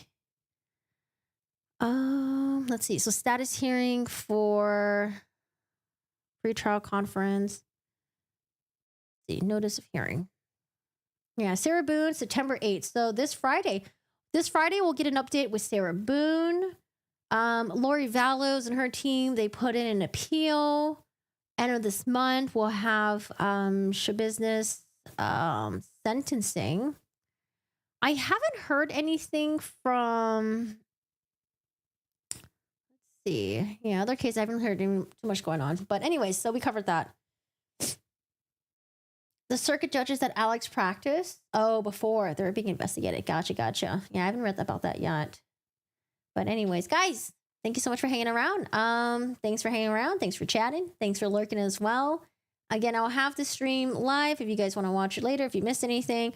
Other than that, I'll have I'll probably segment into 2 videos, like one for the press conference and one covering the court document. So if you're interested in watching one or the other, I'll have that up. And other than that, thanks for hanging out. I hope you guys have a great day. Hope you guys had a great holiday weekend. For those of you guys who had Labor Day holiday this weekend. And yeah, I hope you just had a good weekend. This week, we'll see what pops up. I will definitely be here for the Sarah Boone stuff on Friday. Corey Richards did make an appearance in court the other day. I think, was it on Friday or something like that? She did make an appearance in court, and it seems like they want to push the preliminary hearing all the way out to like February of next year. So we're not going to really get any updates with Corey Richards. Again, she is the child book author who's accused of poisoning her husband with fentanyl. Apparently, she's had some supporters come out. I think like maybe like her friends or maybe family members. I'm not really quite sure who. But they're essentially supporting her and saying that, like, you know, they think that her husband died of an overdose. But he did have a lot of fentanyl in his system. So it would have to be like an intentional overdose. But yeah, anyways. What about Sarah Boone? Sarah Boone is going to be this Friday. She's going to have a hearing on Friday. Essentially, her lawyer wants a withdrawal. So, lawyer's telling her to just represent herself. All right, guys. So, I will see you this Friday. But if anything else happens before then, I will see you before then. All right. Guys, if you guys want to, feel free to join the Discord. We do have a true crime section. If you guys, there's any news or anything, you can post it in the true crime section in there. Are there any updates or any cases you guys want me to cover? And then we have like other sections as well. You can share pictures of your pets, stuff like that. I always love seeing that. I'll write the Discord link right here. I also stream on Twitch as well. If you guys are into video game stuff, feel free to stop by. If not, just stick on the YouTube for all the true crime stuff. Nice to see that you are a corgi lover, like the Queen God. Rest your soul. Yeah, I got one. Oh, I tried to paint a picture of Steve this past weekend. So that's Steve right there. This is the one that I painted the first time, and I just gave up and I painted over it, and now it just looks really goofy. But yeah. Painting is hard. I don't know how people do it. All right, guys. Have a great day. Take care. Go outside, stretch, get some fresh air. You know, give your pets all the loves, hugs, and kisses. And I will see you guys later. All right. Bye. Yeah. See you on Friday, or maybe earlier if something happens. Oh God. Oh God. Oh, okay. Cheryl just unplugged my stuff. Want to say hi, Cheryl? Come here. Want to say hi? Yeah, pop in, Cheryl. Come here. Oh, you're stretchy. Say hi to them. Oh. Yeah. They say hi. Such a long boy. It's like catching a fish. Look how long he is. All right, Cheryl, say bye.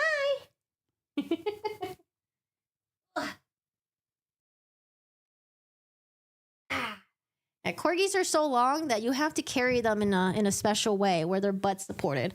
Otherwise, you might give them back pain. It's like catching a fish. What are you doing, Cheryl? What are you doing? All right, guys. I'll see you later. I'm going to go stream on Twitch maybe like in an hour.